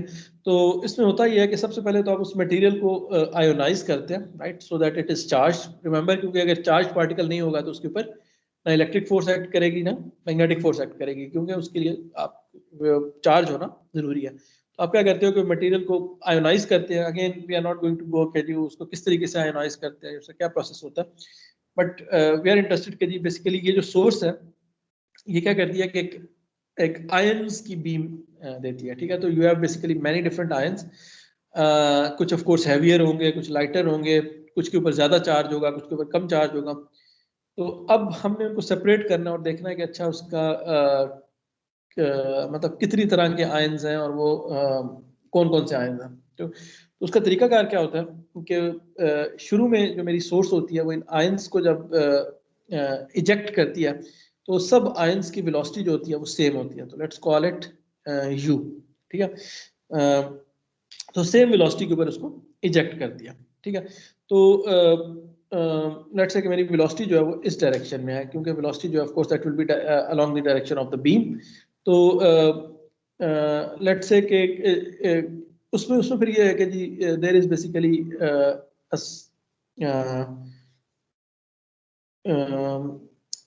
देयर आर मैग्नेट्स, ठीक है। इस बीम के रास्ते में we place magnets in such a way कि जी basically you have a perpendicular magnetic field, ठीक है। तो लेट्स से कि you have magnetic field that is coming out of the plane of the page over here. तो अब इसमें ये होगा कि चूंकि you have the magnetic field, और जैसे कि आयंस जो हैं इस मैग्नेटिक फील्ड के अंदर से गुजरेंगे, ठीक है। तो because they are mobile, so they have a velocity and they have a charge, so they will experience a Lorentz force। तो एक Lorentz force जो है वो experience करेंगे, और of course force की वजह से वो जो force है वो उनके जो trajectory है उसके अंदर एक deflection produce करेगी, right? आपका चार्ज मूव कर रहा था, अचानक एक नई फोर्स आ गई, पहले मतलब इस डायरेक्शन में स्टेट डायरेक्शन में मूव कर रहा था, अब जो इसके ऊपर एक फोर्स लगी वो इधर डाउनवर्ड्स डायरेक्शन में एक्ट की। रिमेंबर यू आपकी इस डायरेक्शन में है, U cross B will be downwards direction, ठीक है, और upward direction depending upon the charge. लेकिन लेट्स से कि जी they have the same charge, तो उसमें सब के ऊपर एक डाउनवर्ड्स डायरेक्शन में एक फोर्स लग गई। तो अब उसमें ये होगा कि जी कुछ आयंस जो हैं, अगर वो आयंस हल्के होंगे तो ऑफ कोर्स उनको वो जो उसकी जो ट्रेजेक्ट्री है वो ज्यादा डिस्प्लेस हो जाएगी, राइट, उसमें वो ज्यादा उनका पाथ जो है वो बेंड हो जाएगा। अगर वो भारी आयंस थे तो ऑफ कोर्स उनका मोमेंटम ज्यादा है, तो उसकी वजह से उनकी जो ट्रेजेक्ट्री है वो इतनी ज्यादा जो है वो वेरी नहीं करेगी। तो उससे क्या होगा कि जी आपके पास यहाँ पे डिफरेंट ट्रेजेक्ट्रीज आ जाएंगी, ठीक है। कुछ आयंस एक साइड पे हो जाएंगे, कुछ दूसरे थोड़े से कम बेंड होंगे, कुछ उससे ज्यादा बेंड होंगे, कुछ उससे ज्यादा बेंड होंगे, and so on and so fourth. और अल्टीमेटली यहाँ पे आपके पास कोई डिटेक्टर्स होंगे, यहाँ पे आप देख रहे हैं कि जी you have ion detectors A, B and C, और ये जो है बेसिकली ये डिटेक्ट कर रहे होंगे कि अच्छा कहाँ पे आके वो आयंस जो है वो टकरा रहे हैं, ठीक है। तो उससे उससे क्या होगा कि आपके पास एक स्पेक्ट्रम सा बन जाएगा कि मेरे पास इस लोकेशन पे कुछ आयंस आए हैं, कुछ इस लोकेशन पे आए हैं, कुछ इस लोकेशन पे आए हैं, and depending upon the spectrum basically, ठीक है, उससे आप उस मटेरियल का अंदाजा लगा सकते हैं कि वो कौन सा मटेरियल है, उसके अंदर कितनी तरह के आयंस होते हैं, उनका जो है उनका मास चार्ज रेशियो क्या है। रिमेंबर कि जो उसके ऊपर मास आयन कितना हैवियर है और उसका चार्ज कितना है, क्योंकि वो डिटरमिन करेगा कि उसका जो पाथ है वो कितना डिफ्लेक्ट हुआ है। तो जिस तरीके से आपने वो लाइट स्पेक्ट्रम देखा होगा, राइट, कि जी आपकी विजिबल लाइट का एक स्पेक्ट्रम होता है क्योंकि उसके अंदर कॉन्स्टिट्यूएंट कलर्स होते हैं, या आपने एटॉमिक स्पेक्ट्रम आपने देखे जो हमने पढ़े थे, अगर आपको याद हो सॉलिड स्टेट इलेक्ट्रॉनिक्स के कोर्स में, कि जी उसमें क्या होता है कि जी आप कि जब इलेक्ट्रॉन्स जंप करते हैं from higher orbits back to the lower orbits, तो उसमें वो क्या होता है कि फोटॉन्स एमिट करते हैं, और वो चूंकि हर एटम का अपना एक कह लें कि उसकी एक अपनी कन्फिगरेशन होती है, तो हर एटम का एक स्पेक्ट्रम जो है वो डिफरेंट होता है, और उससे बेसिकली उस स्पेक्ट्रम से हम अंदाजा लगा सकते हैं कि कौन सा वो किस मटेरियल का सिग्नेचर है। So it's the same concept, यहाँ पे भी बेसिकली आप क्या कर रहे हो कि उसका एक स्पेक्ट्रम बना रहे हो, लेकिन this is of course you can say कि जी based upon their charge to mass ratio, और उससे बेसिकली आप कह लेंगे आप उनको सेपरेट भी कर सकते हैं मुख्तलिफ आयंस को, और आप उससे ये भी डिटरमिन कर सकते हैं कि अच्छा वो आयंस जो हैं वो किस मटेरियल के हैं, या उससे आप उस मटेरियल का अंदाजा लगा सकते हैं। तो ये अक्सर केमिस्ट्री की लैब्स में इसकी बहुत ज़्यादा एप्लीकेशन है। तो अगेन उसमें जो अंडरलाइंग जो फिनोमिना है जिसकी एप्लीकेशन है that is the Lorentz force. Lorentz force को हम यूज करके बेसिकली ये मैस स्पेक्ट्रोमीटर्स डिजाइन करते हैं। Hopefully this would be clear. ठीक है, so this is the same. Okay, एक और जो इसकी बड़ी इम्पोर्टेंट और बड़ी वाइड स्प्रेड एप्लीकेशन है लॉरेंट्स फोर्स की, बल्कि यू कैन से कि इलेक्ट्रोमैग्नेटिक फोर्स की, जिसमें इलेक्ट्रिक फोर्स भी आ जाती है, मैग्नेटिक फोर्स भी आ जाती है, that is the Hall effect sensors, ठीक है। तो हॉल इफेक्ट क्या होता है हॉल इफेक्ट में ये होता है कि जी basically you have a small, you can say कि सेमी कंडक्टिंग मटेरियल, जिस जो यहाँ पे ग्रीन स्लैब आपको शो हो रही है, you can think of it as a semiconductor slab, जिसके अंदर के आपके पास पॉजिटिव चार्जेस भी हैं और नेगेटिव चार्जेस भी हैं, right. You have holes as well as you have electrons. और जब आप इस हॉल इफेक्ट और जब आप इस लेट्स से इस सेंसर को आप एक वोल्टेज अप्लाई करते हो, ठीक है, आप एक्सटर्नल एक वोल्टेज अप्लाई करते हो, तो because of that what happens is कि जी जो आपके पॉजिटिव चार्जेस होते हैं, ठीक है, so you have both positive and negative mobile charges, तो इनके ऊपर एक इलेक्ट्रिक फोर्स एक्ट करती है, राइट। तो जो इसकी इलेक्ट्रिक फोर्स है, लेट्स कॉल इट ईवी, ठीक है, because of this voltage source, ठीक है। और ये जो इलेक्ट्रिक फोर्स है ये क्या करेगी, क्योंकि इसमें जो इलेक्ट्रिक फील्ड है वो किस डायरेक्शन में सेटअप होगी, इलेक्ट्रिक फील्ड आपकी इस डायरेक्शन में सेटअप होगी, from the positive plate to the negative plate, ठीक है। और उसकी वजह से वो क्या करेगी कि जो पॉजिटिव चार्जेस हैं उनको पुश करेगी from this end to this end, ठीक है, और इसी तरह वो नेगेटिव चार्जेस को पुश करेगी from the lower end to the top end. जो नेगेटिव इलेक्ट्रॉन्स होंगे वो नीचे से ऊपर की तरफ जाएंगे और जो होल्स होंगे वो ऊपर से नीचे की तरफ आएंगे। तो अब क्या, लेट्स से कि if we introduce a magnetic field as well, ठीक है, तो if this sensor is placed in a magnetic field, ठीक है, and for the moment assume कि the direction of the magnetic field is from in the upwards direction, ठीक है। तो let's say कि जो मेरी मैग्नेटिक फील्ड है दिस इज लाइक दिस, ठीक है, जिसको मैं यहाँ पे ग्रीन एरो से शो कर रहा हूँ, ठीक है। तो वो नीचे से मेरे सेंसर से नीचे वाली बॉटम सरफेस से ऊपर वाली सरफेस के अंदर से ट्रेवर्स कर रही है। तो अब क्या होगा, उसके ऊपर पहले एक इलेक्ट्रिक फोर्स एक्ट कर रही थी चार्ज के ऊपर, जो कि उसको ऊपर से नीचे ला रही थी या नीचे से ऊपर लेके जा रही थी, depending upon the charge. For the moment just think about the positive charge, ठीक है, मेरे पास पॉजिटिव चार्ज है, उसके ऊपर जो इलेक्ट्रिक फोर्स है वो नीचे की तरफ एक्ट कर रही है, और you can say G towards in this red arrow direction, ठीक है। मैग्नेटिक फोर्स किस डायरेक्शन में एक्ट करेगी, magnetic force of course act करेगी v क्रॉस b की डायरेक्शन में। जो वेलोसिटी है वो इसकी वेलोसिटी किस डायरेक्शन में होगी, velocity is along the direction of the electric field, क्योंकि इलेक्ट्रिक फोर्स जो है पॉजिटिव चार्ज को along the direction of the electric field move करवाती है। तो जो इसकी ड्रिफ्ट वेलोसिटी है वो लेट्स से कि उसको मैंने यहाँ ब्लू एरो से शो किया हुआ, जो मेरी मैग्नेटिक फील्ड है वो अपवर्ड्स डायरेक्शन में है। तो v क्रॉस b का मतलब ये है कि जो आपकी जो मैग्नेटिक फोर्स है वो बेसिकली इस डायरेक्शन में एक्ट कर रही है, ये जो fm से रिप्रेजेंटेड है एरो, राइट, टुवर्ड्स लेफ्ट, ठीक है। तो इसमें क्या होगा कि if you have a static magnetic field, a constant magnetic field present, और फिर आप इस सेंसर जो है इसको वोल्टेज सोर्स अप्लाई करते हो, तो इसमें ये जो चार्जेस हैं ये सीधे नीचे नहीं आएंगे, बट इनफैक्ट अब इसमें चूंकि मैग्नेटिक फोर्स भी है और इलेक्ट्रिक फोर्स भी है, तो जो इसका रिजल्टेंट कंपोनेंट होगा वो इस डायरेक्शन में एक्ट करेगा, राइट। तो ये डिफ्लेक्ट होके इधर चले जाएंगे, इधर, ठीक है। और उससे क्या होगा कि इस एंड पे आपका पॉजिटिव चार्ज बिल्डअप हो जाएगा, right. So you can see कि जी यहाँ पे because the positive charges will be displaced in this direction, so this end will have a net positive charge because of this deflecting because of this deflecting magnetic force. इसी तरह इसमें चूंकि negative charges भी हैं, right, negative charges जो थी उनकी जो वेलोसिटी की डायरेक्शन है इस डायरेक्शन में है, क्योंकि उसमें उन्होंने इलेक्ट्रिक फील्ड के ऑपोजिट डायरेक्शन में मूव करना है, ठीक है। और इन पे जो मैग्नेटिक फोर्स है, ठीक है, v क्रॉस b, तो वो बेसिकली इस डायरेक्शन में towards it's right, towards the right side of the electron. तो इसका मतलब है ये जो नेगेटिव चार्जेस हैं ये इस डायरेक्शन में डिफ्लेक्ट होंगे due to the magnetic force, right, towards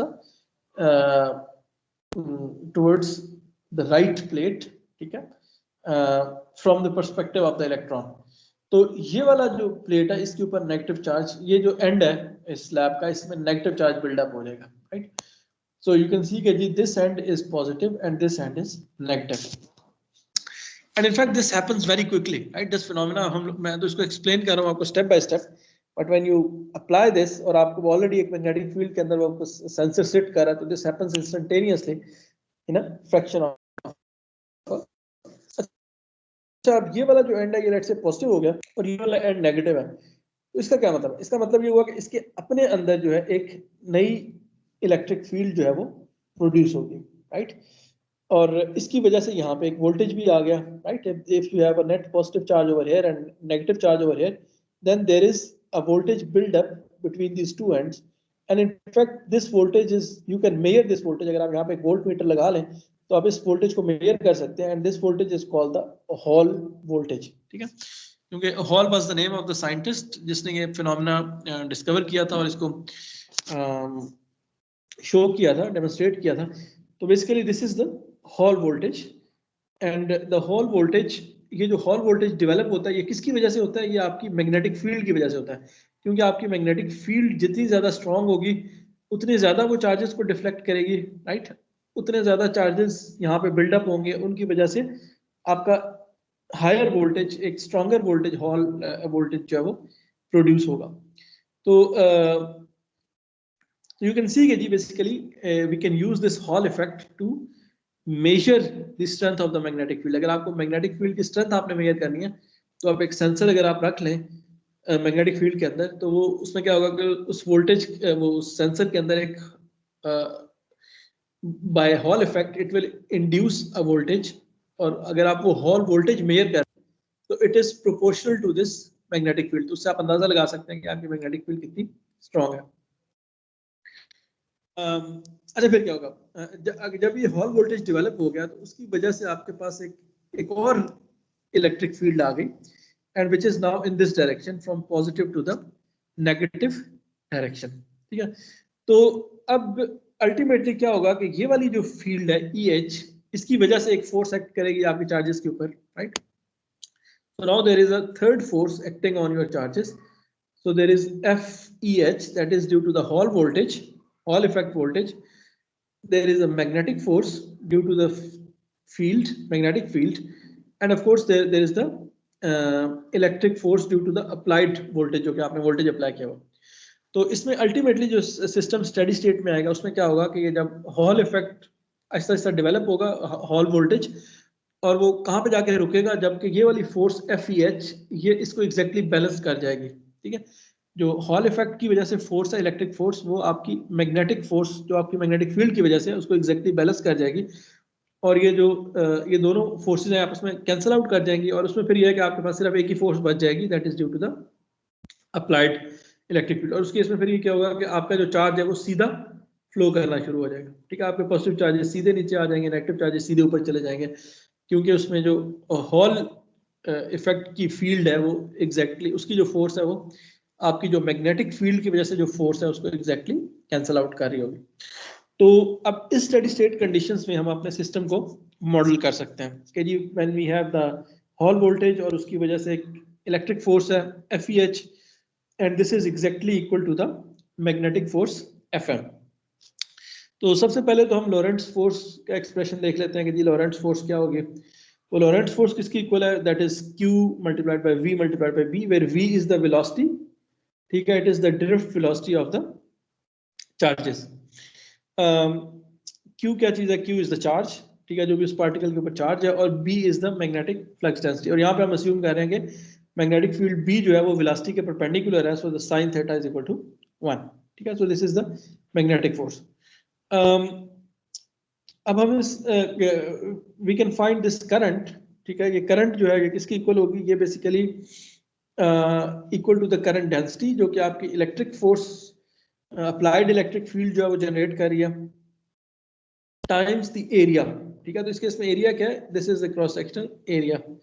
जो मेरा इस स्लैब का क्रॉस सेक्शनल एरिया है, ये इसके अंदर से कितनी करंट डेंसिटी फ्लो कर रही है, ये टोटल करंट आएगी, that will give me the total current आए।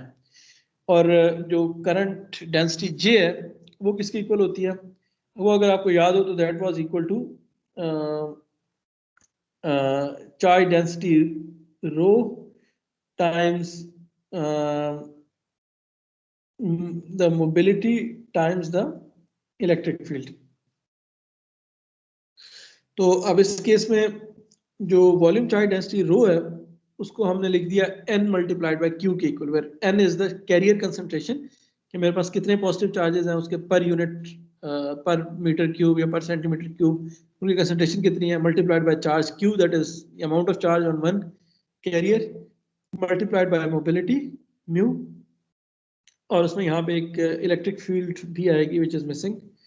तो basically there is an electric field E over here, ठीक है, तो यहाँ पे इलेक्ट्रिक फील्ड भी होनी चाहिए, multiplied by the A which is the area, ठीक है। तो ये जो चीज है this will give me the total current I। तो अब यहाँ पे मैं जो वेलोसिटी है, जो वेलोसिटी थी वो किसकी इक्वल होती है, जो ड्रिफ्ट वेलोसिटी है that is equal to mu times electric field. Remember the mobility multiplied by the electric field, ये हम पीछे देख आए हैं, that is equal to the drift velocity of the charges। तो अब यहाँ पे ये जो म्यू ई वाली टर्म थी ये बेसिकली वेलोसिटी बन जाएगी, तो I divide by N Q A this is equal to the velocity, ठीक है। तो यहाँ पे हम जो ड्रिफ्ट वेलोसिटी है चार्जेस की उनको एक्सप्रेस कर सकते हैं इन terms of the current I that is flowing through this sensor divide by n multiplied by q multiplied bye a क्या चीज है, a is the cross sectional area, ये जो इधर है n जो है वो कैरियर कंसंट्रेशन है, ठीक है। वो हमें जनरली पता होता है कि मेरा सेंसर किस मटेरियल से बना हुआ है, उसकी कैरियर कंसंट्रेशन कितनी है, होल कंसंट्रेशन उसमें कितनी है, इलेक्ट्रॉन कंसंट्रेशन कितनी है, और q is the amount of the charge, वो भी हमें पता है that is constant.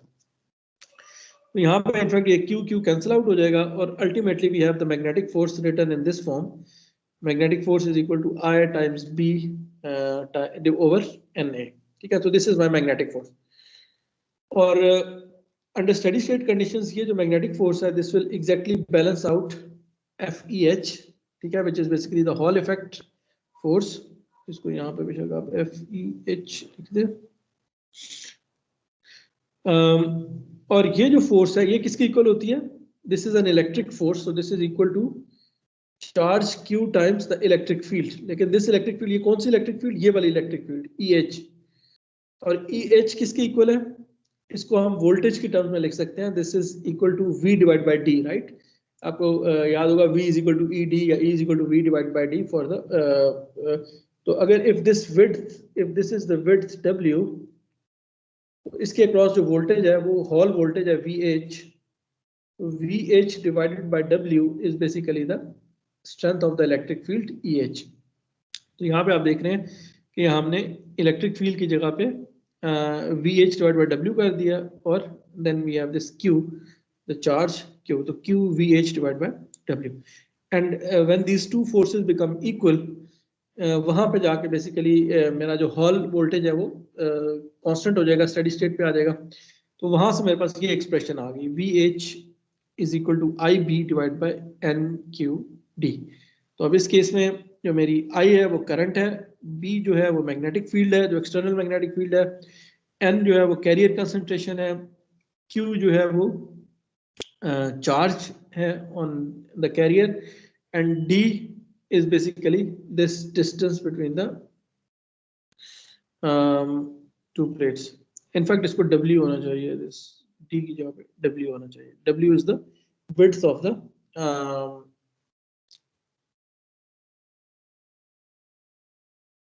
let's see, VH W over A,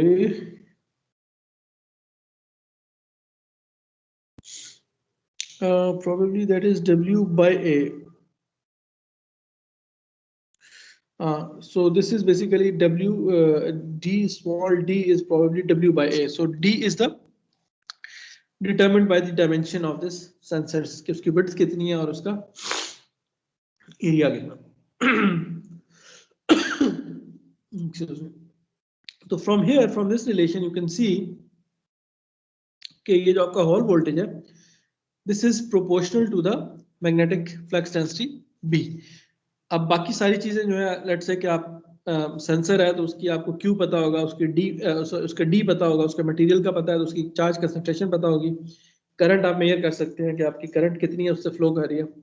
तो अल्टीमेटली आप हॉल वोल्टेज को मेजर करके आप B डिटरमिन कर सकते हैं कि एक्सटर्नल फील्ड B कितनी है, यानी आप उसको सेंस कर सकते हैं what is the magnetic field. So you can see कि this is a very simple linear relation, ठीक है, जिसमें कि आपकी जो strength of the magnetic flux density है वो that is directly related to the Hall voltage, और उसमें कोई नॉन लीनियर नहीं है कि जो साइन बी के ऊपर या लॉग बी के ऊपर डिपेंड कर रही हो, सिंपल लीनियर रिलेशनशिप है and very straightforward. So that's why these Hall effect sensors they are used basically nowadays in many applications, ठीक है, to sense this magnetic field. अगर बाहर कोई magnetic field है उसको sense करने के लिए, उसकी strength का अंदाजा लगाने के लिए, और in fact you will see कि we use these Hall effect sensors to measure the rotation.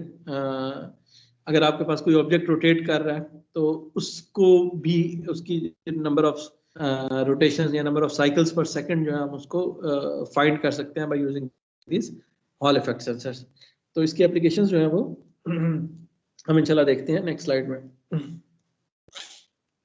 ठीक है। So these are the same slides. So what are the applications of the Hall effect sensors, ठीक है। तो सबसे पहले तो अगर आपने अपने सेल फोन्स के अंदर, स्मार्टफोन्स में जो आपका कंपास होता है, ठीक है, वो बेसिकली एक हॉल इफेक्ट सेंसर जो होता है वही उस कंपास की कह लें कि ओरिएंटेशन वगैरह या उसकी जो सेटिंग्स हैं वो हॉल इफेक्ट सेंसर से रीडिंग्स आ रही होती हैं, राइट। कि आपका जो हॉल इफेक्ट सेंसर है वो आपकी अर्थ की मैग्नेटिक फील्ड को सेंस करता है, उसकी स्ट्रेंथ को सेंस करता है कि जी उसकी स्ट्रेंथ किस डायरेक्शन में सबसे ज़्यादा है, और उसकी बेस पे आपको नॉर्थ साउथ और ईस्ट वेस्ट जो है वो आपकी कंपास जो है वो आपको शो कर रही होती है, ठीक है। और उसी की बेसिस पे फिर आप उस लेट से किबला वगैरह की डायरेक्शन जो है वो डिटरमिन कर सकते हैं। तो जो आपकी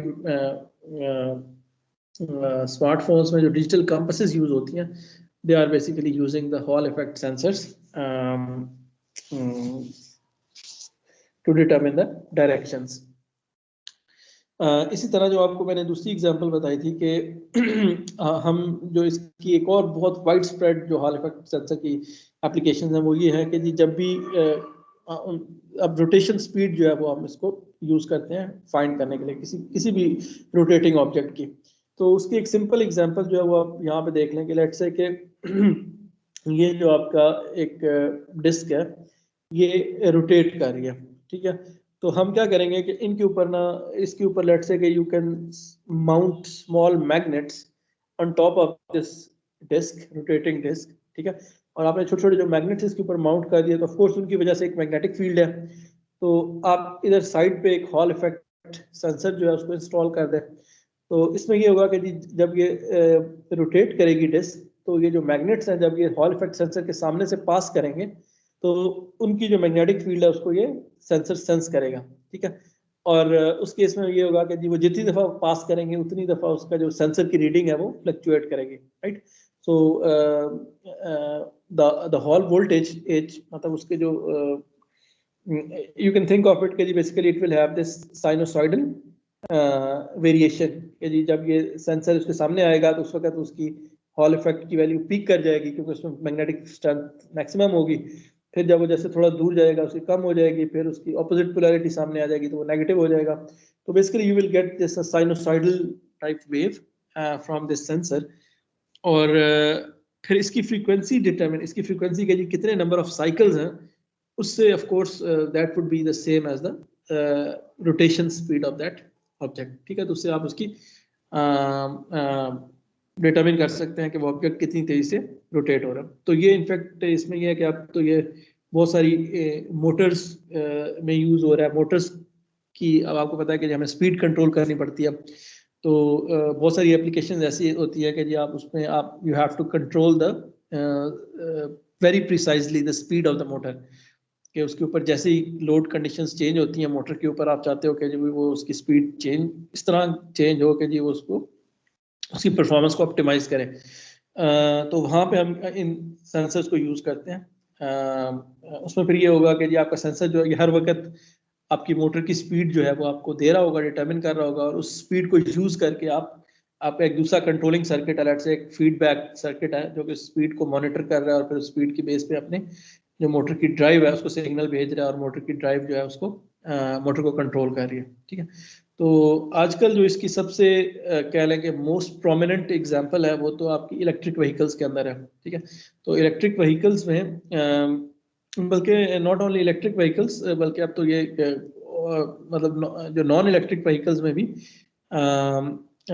जो आपकी ABS सिस्टम होता है, राइट, जो सेफ्टी फीचर होता है, एंटी लॉक ब्रेकिंग सिस्टम, या जो आपका होता है कि जी इलेक्ट्रिक व्हील ड्राइव सिस्टम होता है, जिसमें कि आप इंडिविजुअली आप कंट्रोल कर सकते हैं कि कितनी पावर जो है आपने व्हील्स को डिलीवर करनी है। यानी you have basically electric wheel drive, all wheel drive system, और उसमें आपके पास जो आपका ऑन बोर्ड कंप्यूटर होता है व्हीकल के ऊपर, वो डिटरमिन कर रहा होता है कि रोड की कंडीशंस कैसी हैं, उसके हिसाब से किस पहिए को ज़्यादा पावर चाहिए, कम चाहिए, और उसके हिसाब से वो पावर कंट्रोल कर रहा होता है।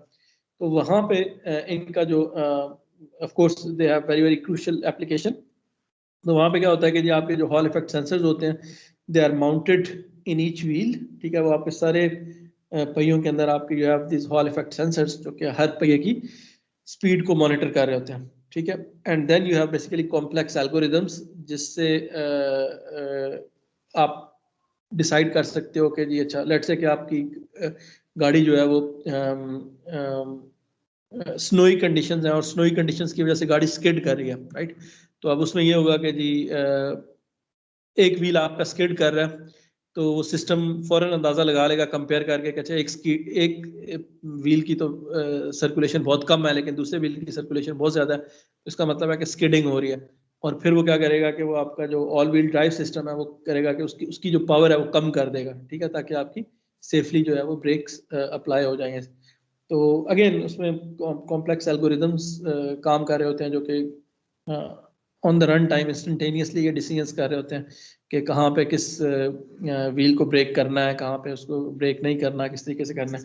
लेकिन again all that is basically based on the readings from this Hall effect sensors. जो हॉल इफेक्ट सेंसर्स हैं वो प्रिसाइजली व्हील की स्पीड जो है, उसकी स्पिनिंग स्पीड जो है वो बता रहे होते हैं कंप्यूटर को, और वो जो कंप्यूटर है उसकी बेस पे डिसीजन ले रहा होता है कि उसको किस तरीके से ड्राइव करना है। तो अगेन बहुत सारी मॉडर्न एप्लीकेशंस में इनकी बहुत ज़्यादा एप्लीकेशन है। मेरे ख्याल में आप में से कुछ लोग प्रोबेबली अपने प्रोजेक्ट्स के अंदर भी इसको यूज़ कर रहे होंगे, हॉल इफेक्ट सेंसर्स को, ठीक है। तो दे आर वेरी चीप, मतलब कोई बहुत एक्सपेंसिव नहीं होते, एंड वेरी रिलायबल। तो their applications are everywhere.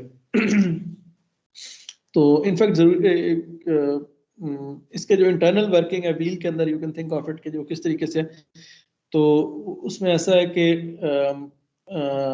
For example you have this is your wheel, ठीक है, और उसके व्हील के ऊपर इस तरह मुख्तलिफ स्पाइक्स लगी हुई हैं, ठीक है। और ये जो मटेरियल है ये बेसिकली मैग्नेटिक, इसकी इसकी मैग्नेटिक परमेबिलिटी जो है वो हाई है, ठीक है। सो दिस लेट्स से कि ये जो व्हील के अंदर जो एक उसकी कोर है, it is made up of high permeability material. तो उसमें ये होता है कि इसकी जो स्पाइक्स हैं, लेट्स से कि जब इसके सामने से पास करती हैं, सो this is basically your hall effect sensor which is shown in yellow. तो और इसके इस साइड पे लेट्स से कि आपका एक परमानेंट मैग्नेट है, तो ये जो परमानेंट मैग्नेट है ऑफ कोर्स इसकी एक फील्ड है, राइट। इसका इसका एक फ्लक्स है जो कि नॉर्थ पोल से साउथ पोल की तरफ, इसका जो you can think of it कि इसकी फ्लक्स लाइन ऐसे जा रही हैं। लेकिन एयर के अंदर से जो फ्लक्स है वो बहुत कम फ्लो करता है, क्योंकि एयर की परमेबिलिटी बहुत कम है। तो जब लेट्स से कि दरमियान में गैप आता है, लेट्स से कि ये दोनों स्पाइक ये रोटेट कर रहे हैं, तो if there is an air gap, तो वहाँ पे यू कैन सी कि जी इसके जो मैग्नेटिक फ्लक्स लाइंस हैं उनको बहुत ज़्यादा रेजिस्टेंस नज़र आ रही है, ठीक है। उसको in fact we use the word reluctance.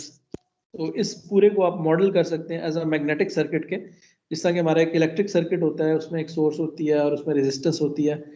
इस तरह आप एक मैग्नेटिक सर्किट के तौर पर इस तरह फ्लक्स को मॉडल कर सकते हैं कि उसमें फ्लक्स को आप करंट के तौर पर अस्यूम करते हो, और जो रेजिस्टेंस होती है उसमें उसकी जगह पे आप एक रिलक्टेंस मॉडल करते हो। तो ठीक है, ये वाली चीज़ें अगर आप इलेक्ट्रिक मशीन्स के कोर्स में पढ़ेंगे, वहाँ पे आप स्टार्ट ही इस तरह करेंगे कि मैग्नेटिक सर्किट क्या होता है, मैग्नेटिक सर्किट को हम सर्किट की टर्म्स में किस तरीके से मॉडल करते हैं, वहाँ पे रिलक्टेंस क्या चीज़ है, ठीक है, रिलक्टेंस वाला पाथ। और रिलक्टेंस इन टर्म्स किस चीज़ पर डिपेंड कर रही होगी, जिस तरह रेजिस्टेंस डिटरमिन कर रही होती है आपकी कंडक्टिविटी के ऊपर, तो आपकी जो रिलक्टेंस है वो डिपेंड कर रही होती है परमिएबिलिटी के ऊपर, राइट। किसी मटेरियल कोई मटेरियल कितना परमिएबल है, उसके अंदर से कितना इजीली फ्लक्स लाइंस पास हो सकती हैं।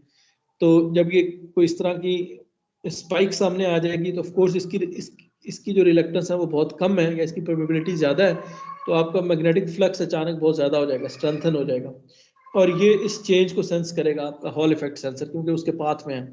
तो उससे वो अंदाज़ा लगाएगा कि जी कितने स्पाइक्स उससे किस स्पीड से उसके सामने से गुजर रहे हैं, और उससे आप बड़े प्रिसाइजली ना सिर्फ कि उसकी नंबर ऑफ रोटेशंस डिटरमिन कर सकते हैं, आप उसके एंगल ऑफ रोटेशन भी डिटरमिन कर सकते हैं।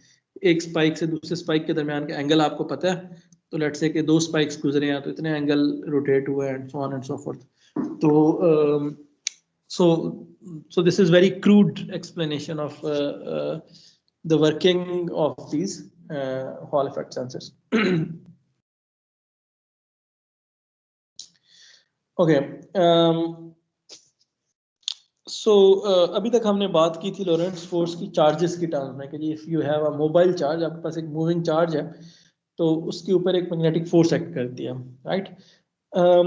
जो हमारी करंट होती है किसी कंडक्टर के अंदर, remember current is just the flow of charges, right. तो इसका मतलब ये हुआ कि जब हमारे पास एक बंच ऑफ चार्जेस हैं और वो उन्होंने करंट की फॉर्म में फ्लो कर रहे हैं, तो उस केस में भी हमारी मैग्नेटिक फोर्स उनके ऊपर करनी चाहिए if that conductor is present in the magnetic field. अगर वो एक स्टैटिक मैग्नेटिक फील्ड के अंदर वो कंडक्टर पड़ा हुआ है तो और उसके अंदर मैं करंट, उस कंडक्टर के अंदर से करंट फ्लो कर रही है, तो ऑफ कोर्स उसमें बहुत सारे मूविंग चार्जेस हैं, और उनके and these moving charges will experience magnetic force. तो उसका क्या इफेक्ट होगा? तो यहाँ पे बेसिकली अगर आप देखें, in the first diagram we have a conductor, ठीक है, wire which is placed in a magnetic field where the magnetic field is into the plane of the page, ठीक है। उसमें जो क्रॉस सिंबल्स हैं ये आपको बता रहे हैं कि जो मैग्नेटिक फ्लक्स लाइंस जो हैं वो बाहर से इनटू द प्लेन जो है वो उस डायरेक्टेड है। तो if the current is zero, there is no current, of course इस कंडक्टर के अंदर चार्जेस हैं, लेकिन विल अस्यूम कि जी मतलब उनकी कोई वो मोबाइल चार्जेस नहीं है, ठीक है। तो उस पर कोई नेट फोर्स एक्ट नहीं कर रहे, या इवन अगर आप अस्यूम करें कि जो वो चार्जेस मूव भी कर रहे हैं कंडक्टर के अंदर, तो वो रैंडमली मूव कर रहे हैं, and because of that there is no net force acting on this conductor, ठीक है। So this conductor will not experience any force. But if we have a steady current that is flowing in this direction, in the upwards direction, ठीक है, तो उसकी वजह से क्या होगा कि अब you can think of part of a portion, आप एक छोटे से वायर के पार्ट को आप कंसिडर करें, तो उस छोटे से वॉल्यूम के अंदर आपके पास एक चार्ज डेंसिटी है, और वो चार्ज डेंसिटी से बेसिकली आप total amount of charge calculate कर सकते हैं उस छोटे से पार्ट ऑफ द वायर के अंदर। और वो जो चार्ज है वो सब का सब मूव कर रहा है, right, with a constant average drift velocity in, let's say, in the upward direction, assuming that it's a positive charge for the moment, तो it will experience a force, right। तो उसके जो force act करेगी वो किस direction में act करेगी? Let's say कि the velocity is in the upward direction, तो v cross b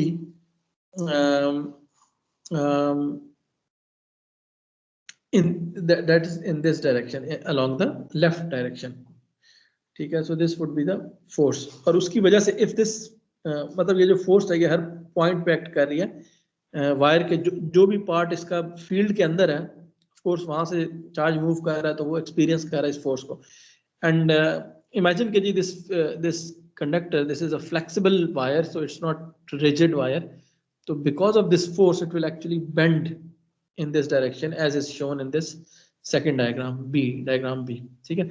और अगर ऑफ कोर्स अगर आप इसकी डायरेक्शन उल्ट देते हैं करंट की, ठीक है, तो if the charge is now moving in the opposite direction, तो उसकी वजह से जो फोर्स की डायरेक्शन है वो भी चेंज हो जाएगी, और उस केस में the bend will be in the right direction, ठीक है। तो फ्रॉम हियर, ठीक है, क्वालिटेटिवली हमने ये चीज देखी है कि current carrying conductor should experience Lorentz force, ठीक है। तो पहले जो हमने लोरेंट्ज फोर्स की एक्सप्रेशन देखी थी वो एक चार्ज के केस में देखी थी, क्यू वी क्रॉस बी। तो यहाँ पे चूंकि हम एक चार्ज के केस में अगर तो देखने बैठ जाए तो इसमें तो billions and trillions of charges हैं, तो यहाँ पे हम बेसिकली देखना चाह रहे हैं कि if we have a current, उसको करंट की टर्म्स में हम किस तरीके से लिख सकते हैं. तो what is the force in terms of the current I, that is basically the current that is flowing through the conductor. तो वो हम किस तरीके से लोरेंट्स फोर्स की जो सेकंड कह लें फॉर्म है वो हम किस तरीके से ड्राइव कर सकते हैं. What is the force on the wire. तो अगेन इसकी जो बड़ी स्ट्रेट फॉरवर्ड मेथडोलॉजी है, सबसे पहले तो ये कि आप अस्यूम करें कि जी हम एक छोटा सा एक incremental length of the wire जो है उसको अस्यूम कर रहे हैं. ठीक है, small dl of the wire आप ले लें और उसके अंदर जो टोटल चार्ज है उसको हम कहते हैं जी that is incremental charge dq. ठीक है, तो that's a small differential amount of charge dq. और वो जो चार्ज है वो किसके इक्वल होगा, वो चार्ज डेंसिटी के इक्वल होगा. तो volume charge density rho ve in that material multiplied by the volume of that because this is the volume charge density rho ve. तो उसका वॉल्यूम कितना होगा उस डिफरेंशियल लेंथ एलिमेंट का, तो वो cross sectional area A multiplied by the dl. dl is the small length dl. ठीक है, लेट्स से कि जी this is the small length of the wire. तो इसकी जो लेंथ है dl है और इसका जो क्रॉस सेक्शनल एरिया है वो A है. तो इसका जो वॉल्यूम है that is A multiplied bye dl. or when I multiplied the charge density, so that give me the total charge dq. क्या इसको मजीद आगे मैं लिख सकता हूँ in terms of electron density, assuming कि ये इलेक्ट्रॉन्स हैं, कंडक्टर है तो इसमें चूंकि फ्री इलेक्ट्रॉन्स ही होते हैं तो Ne is the number of electrons per unit volume. ठीक है, where E small e is the charge on an electron और negative sign is telling me कि ये basically हम नेगेटिव चार्ज की बात कर रहे हैं, इलेक्ट्रॉन की बात कर रहे हैं. तो this is expression minus n subscript e multiplied by EAdl is the total amount of charge in that small differential length element. ठीक है, नेक्स्ट स्टेप में हम क्या करते हैं कि जी इस छोटे से एलिमेंट के ऊपर वो फोर्स, मैग्नेटिक फोर्स कैलकुलेट कर लेते हैं. So again this is the differential force, क्योंकि हम एक पार्ट उस एलिमेंट के ऊपर कैलकुलेट कर रहे हैं. बाद में हम क्या करेंगे कि इसको इंटीग्रेट कर लेंगे ओवर द इंटायर लेंथ, तो उससे हमारे पास टोटल फोर्स आ जाएगी ओवर द इंटायर लेंथ. सो ये कितनी है, ये बेसिकली आपकी dq multiplied by u cross b. तो हम वी आर अस्यूमिंग कि जी जो ड्रिफ्ट वेलोसिटी है वो कांस्टेंट है throughout the length of the wire. ऐसा नहीं है कि इस पॉइंट पे चार्जेस की वेलोसिटी और आगे और आगे और है, because this is the steady current, so the drift velocity is uniform throughout the length. And इसी तरह हम assume कर रहे हैं कि जी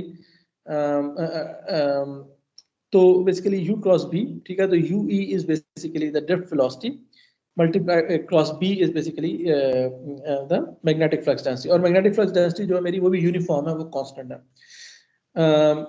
तो यहाँ से basically क्या है कि जी you can see कि जी हम इस u को स्केलर में कन्वर्ट कर सकते हैं. ठीक है, यहाँ पे मैं अस्यूम करूंगा कि जो मेरा लेंथ है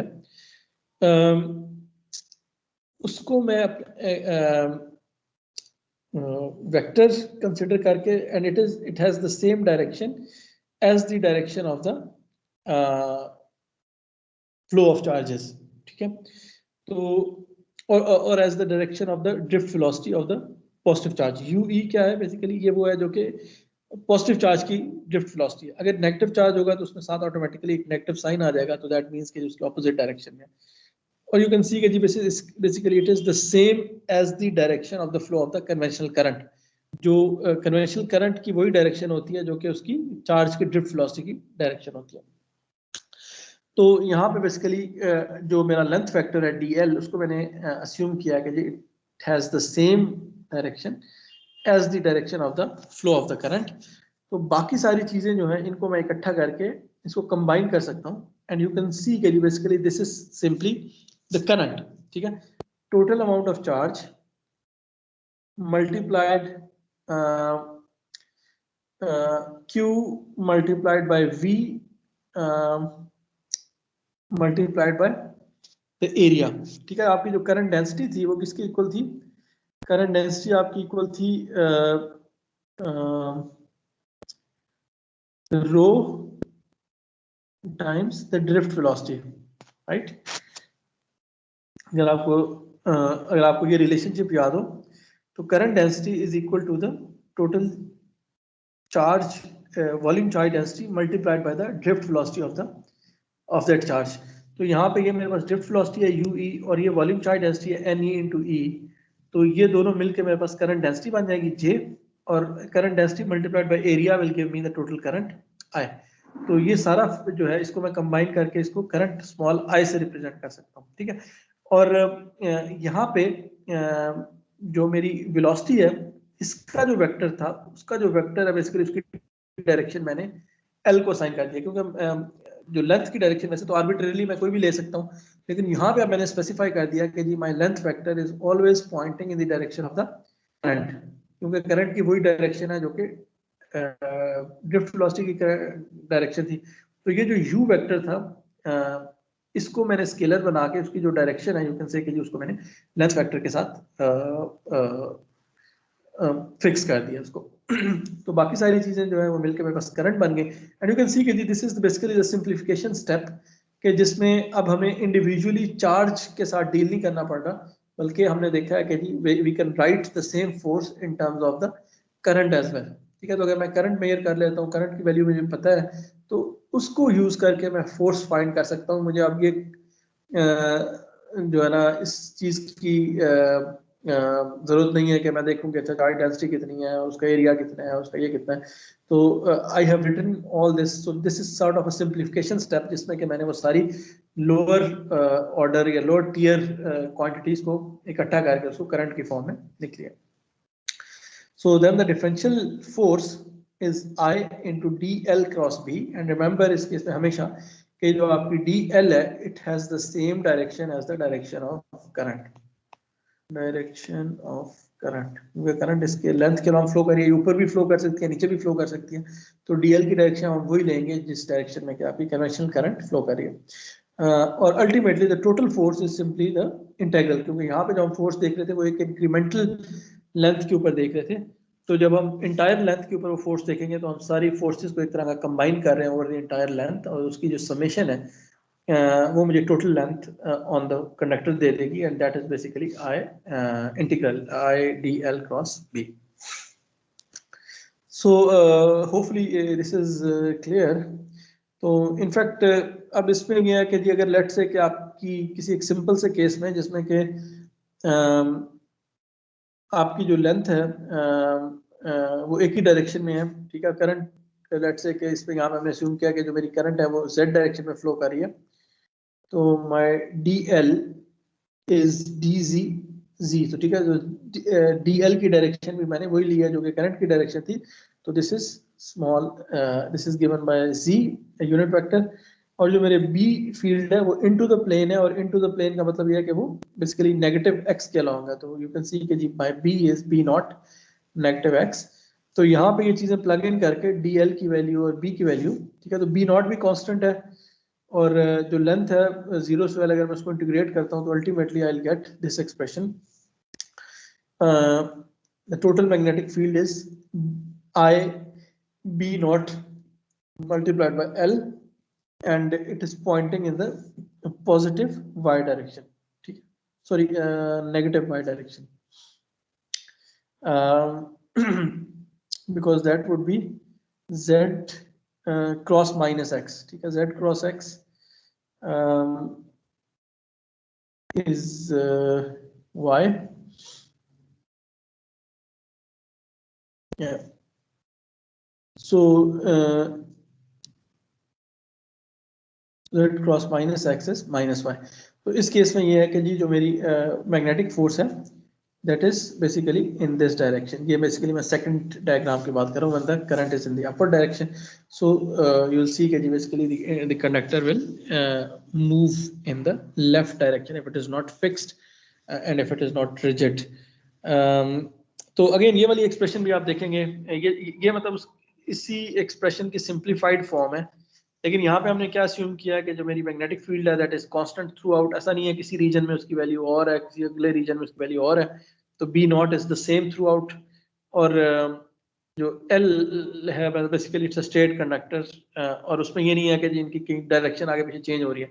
throughout the length of the conductor जो लेंथ की डायरेक्शन है और जो मैग्नेटिक फील्ड की डायरेक्शन है they are the same and they are perpendicular, ठीक है। तो दैट इज BIL. तो प्रॉबेबली आप इसको बिल से आप याद रख सकते हैं. The total force on the conductor is BIL, where B is the magnetic flux density, I is the current through the conductor, and L is the length of the conductor. If the current, if the length and the magnetic field vectors they are not perpendicular, तो वहाँ पे एक sin theta का factor भी आ जाएगा, where theta is the angle between the length vector and the magnetic flux density vector. And this length vector you have to always remember must be along the direction of the current. ठीक है, current जो आपको determine करेगी कि आपने length की direction क्या लेनी है. आपकी मर्जी से आप इसकी डायरेक्शन नहीं ले सकते. वो यहाँ पे जो सिंप्लीफिकेशन वाला फैक्टर था उसने वहाँ पे बेसिकली हमने ये चीज डिक्टेट की थी. Okay, so just one or two more slides and then we can conclude today's lecture. So आपको पता है कि अभी जो है basically Motors with the emerging technology of electric vehicles, ठीक है, तो जो इलेक्ट्रिक मोटर्स की टेक्नोलॉजी है ना, it has made a big huge comeback. शुरू में जो मोटर्स होती थी ना वो ज़्यादातर जो है इंडस्ट्रीज में यूज़ होती थी, स्पेशली जो हैवी ड्यूटी मोटर्स होती थी. घरों में छोटी मोटी मोटर्स यूज़ होती थी, लेकिन जो हैवी ड्यूटी मोटर्स हैं वो सिर्फ इंडस्ट्री में यूज़ होती थी. और जनरली पहले मतलब कह लें कि पिछली सदी में 70s 80s में कोई पावर और एफिशिएंसी का कोई इतना बड़ा इशू नहीं था. यानी कि देयर वाज जनरली पॉपुलेशन इतनी ज़्यादा नहीं थी, world was not that power hungry, तो काफ़ी ज़्यादा पावर अवेलेबल होती थी. तो उसमें ये होता था कि जो हमारी इलेक्ट्रिक मशीन्स थी, चाहे मोटर्स और जनरेटर्स, दे वर जनरली वेरी इनएफिशिएंट. ठीक है, तो उसमें लेट्स से कि मोटर्स जनरेटर्स की एफिशिएंसी 50-60% तक होती थी, लेकिन कोई उनकी एफिशिएंसी इंप्रूव करने में और बहुत ज़्यादा यानी कि जोर नहीं दिया गया, क्योंकि चीप पावर अवेलेबल थी. और कह लें कि उस वक्त तक कोई इतने इन्वायरमेंटल जो थी ना अवेयरनेस, वो भी दुनिया में अभी यानी डेवलप हो रही थी. कोई बहुत ज़्यादा वो जो है ना कि जी ग्रीन एनर्जी और इन्वायरमेंटल रेगुलेशंस वाले जो थी चीज़ें वो भी नहीं आई थी. तो लेकिन अब ये हुआ कि जी विद द पास्ट 20-25 ईयर्स, ठीक है, 90s में और फिर अभी इस सदी में ये है कि जी there is a huge emphasis on कि जी आप जो हमारे पावर प्लांट्स हैं दे शुड बी ग्रीन. ठीक है, तो उसकी वजह से जो पोल्यूशन हो रही है न्यूक्लियर पावर प्लांट्स के अगेंस्ट हमने देखा है कि बहुत ज़्यादा एक्टिविज्म हो रही है कि जी वो जो है माहौल को बहुत नुकसान पहुंचाते हैं. फिर कोल पावर प्लांट्स के खिलाफ लोग कहते हैं कि जी उनको नहीं, बल्कि अब यह है कि जी आप रिन्यूएबल एनर्जी की तरफ जाए. और there is a big change going on in the world, जिसमें कि यह है कि आहिस्ता आहिस्ता हम जो कन्वेंशनल ऑयल बेस्ड या फ्यूल बेस्ड जो इकोनॉमी थी या उस जो फ्यूल बेस्ड पावर इंडस्ट्री थी उसको हम रिप्लेस कर रहे हैं टुवर्ड्स द रिन्यूएबल सोर्सेज, जिसमें वो विंड एनर्जी आ जाती है, जिसमें सोलर एनर्जी आ जाती है, जिसमें biogas and so on and so fourth. तो इसमें फिर ये है, क्योंकि ये जो रिन्यूएबल एनर्जी होती है जनरली फिर ये होता है कि इसमें आपके पास बहुत ह्यूज अमाउंट में आपके पास अवेलेबल नहीं होती. तो you want to have efficient machines. ठीक है, इसके ऊपर भी बहुत ज़्यादा एम्फोसिस है कि जी आप जो आपके पास पावर अवेलेबल है आप उसको बहुत अच्छे तरीके से यूज़ कर रहे हो. राइट, तो जनरली अभी ये है कि जी आप एक्सपेक्ट किया जाता है कि आपकी जो इलेक्ट्रिक मशीन्स हैं, चाहे वो मोटर्स हैं, जो इलेक्ट्रिक मोटर्स हैं, they should have efficiency of above 80%. ठीक है, 80-85% and so on and so fourth. तो इसी तरह भी इलेक्ट्रिक व्हीकल्स के अंदर आपको पता है कि मोटर्स आ रही हैं. इंजन की बजाय इंजन जो था, इंजन की एफिशिएंसी आपकी 40% से भी कम होती है, 30%, 20%, क्योंकि there is a huge amount of energy, जो फ्यूल की एनर्जी होती है, that is being wasted in form of heat. आपका इंजन जो गर्म हो जाता है, आपकी गाड़ी जो गर्म हो रही होती है, तो उसमें जो हीट की फॉर्म में आप उसको कूल कर रहे होते हो. राइट, रेडिएटर आपके सारे का काम ही होता है कि जी उसको एक्सेस हीट एनर्जी को सिस्टम से निकाले, तो वो आपकी एनर्जी वेस्ट हो रही होती है. तो उसमें उस केस में जो आपकी यूजफुल एनर्जी होती है दैट इज ओनली मतलब 30-35%. और यही वजह है कि अब there is a big drive going on to go back. Let me see if you can.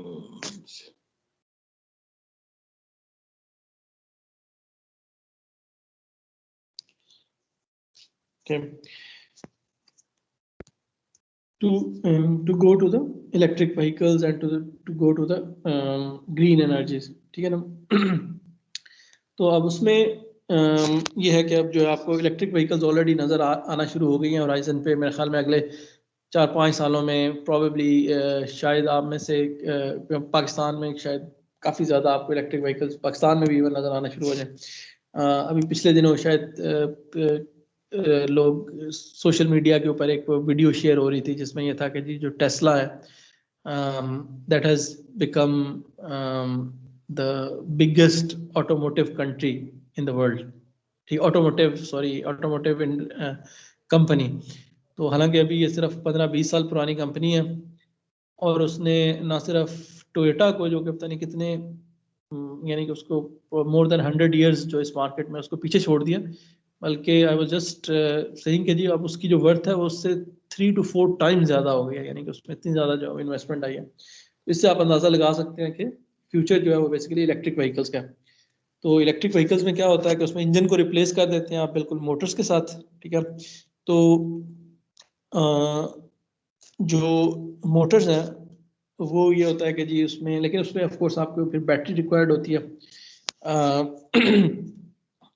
और बैटरी चूंकि आप अभी तक बैटरी टेक्नोलॉजी में उस तरह का रेवोल्यूशन नहीं आया जिस तरह बाकी चीज़ें रेवोल्यूशनाइज हो रही हैं. तो उसमें ये होता है कि जी यू वांट कि जी बैटरी में जितनी एनर्जी है ना आप उसको जितना एफिशिएंटली यूज़ कर सके. तो इस वजह से basically you want your motors to be as efficient as possible. उसमें बेसिकली यू वुड एक्सपेक्ट कि जी 90% से अबव आपकी एफिशिएंसी होनी चाहिए जो मोटर्स आप इलेक्ट्रिक व्हीकल्स के अंदर आप यूज़ कर रहे होते हैं. तो इनके मतलब बहुत सारे एडवांटेजेस हैं. ऑफ कोर्स एक तो यह है कि आपकी फ्यूल कंजम्पशन उसमें वो नहीं है, you are using electric power. फिर उसमें पोल्यूशन फ्री, ठीक है, उसमें कोई नॉइज़ नहीं है. ठीक है, जो आपका इंजन शोर करता है इलेक्ट्रिक व्हीकल्स दे आर बिल्कुल कंप्लीटली यू कैन से कि जी नॉइजलेस. फिर उसकी जो एक और एडवांटेज है वो ये है कि इलेक्ट्रिक मोटर्स के केस में you have huge starting torque. ठीक है, तो यू कैन सी कि जी यहाँ पे कंपैरिजन है. ये ऊपर आपके पास 3 टेस्ला के मॉडल्स हैं, Tesla model S, model x और मॉडल 3. आई थिंक इसमें जो इनके जो स्टार्टिंग टॉर्क है उनकी वैल्यूज गिवन है. ठीक है, और इसको अगर आप कंपेयर करें जो कह लें कि जो इलीट स्पोर्ट्स क्लास कार है उनके स्टार्टिंग टॉर्क से, तो they basically compare very favourably. जो उनका कह लें कि पुराना मॉडल है मॉडल 3 वो भी उसके साथ बड़ा अच्छा कंपेयर कर रहा है और बाकी मॉडल्स तो उससे बहुत ज़्यादा एक्सीड कर रहे हैं. ठीक है, और यही वजह है कि जो आपकी आप इलेक्ट्रिक व्हीकल्स हैं, हालांकि प्रॉब्ली ये लैम्बोर्गिनी वाली जो कार है ये टेस्ला से 4-5 गुना प्राइस में ज़्यादा होगी, लेकिन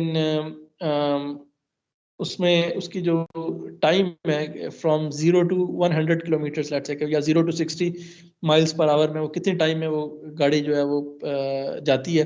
तो इसमें जो टेस्ला है ये इसको बीट करती है आपकी majority of sporting ways. So you can see that basically the acceleration from 0 to 60 miles per hour is only in 2.4 seconds for this Tesla model. Okay, तो so this is another advantage कि जी आपका जो क्योंकि वो electric Motors use करते हैं और electric Motors के केस में आपका स्टार्टिंग टॉर्क बहुत ज़्यादा होता है. शुरू में जब वो रुकी हुई है गाड़ी तो बड़ी जल्दी वो उसको जो है ना एक्सेलरेट करके जो है लेट से किसी स्पीड पे लेके जा सकती है. तो इंशाल्लाह in the next class we are going to talk about कि जी what is DC motor का जनरल प्रिंसिपल क्या होता है. ठीक है, उसको अगेन हम बहुत ज़्यादा डिटेल में डिस्कस करेंगे क्योंकि वो आप इलेक्ट्रिक मशीन्स में देखेंगे. फिर ब्रशलेस डीसी मोटर्स क्या होती हैं, और फिर ultimately will move on to the other topics of this chapter जिसमें कि आपकी वो मैग्नेटिक फील्ड की कैलकुलेशंस कैसे करनी है फ्रॉम करंट और मैग्नेटिक मटेरियल्स क्या होते हैं, so on and so fourth. So that's all for today. If you have any questions, please. Sir वो एक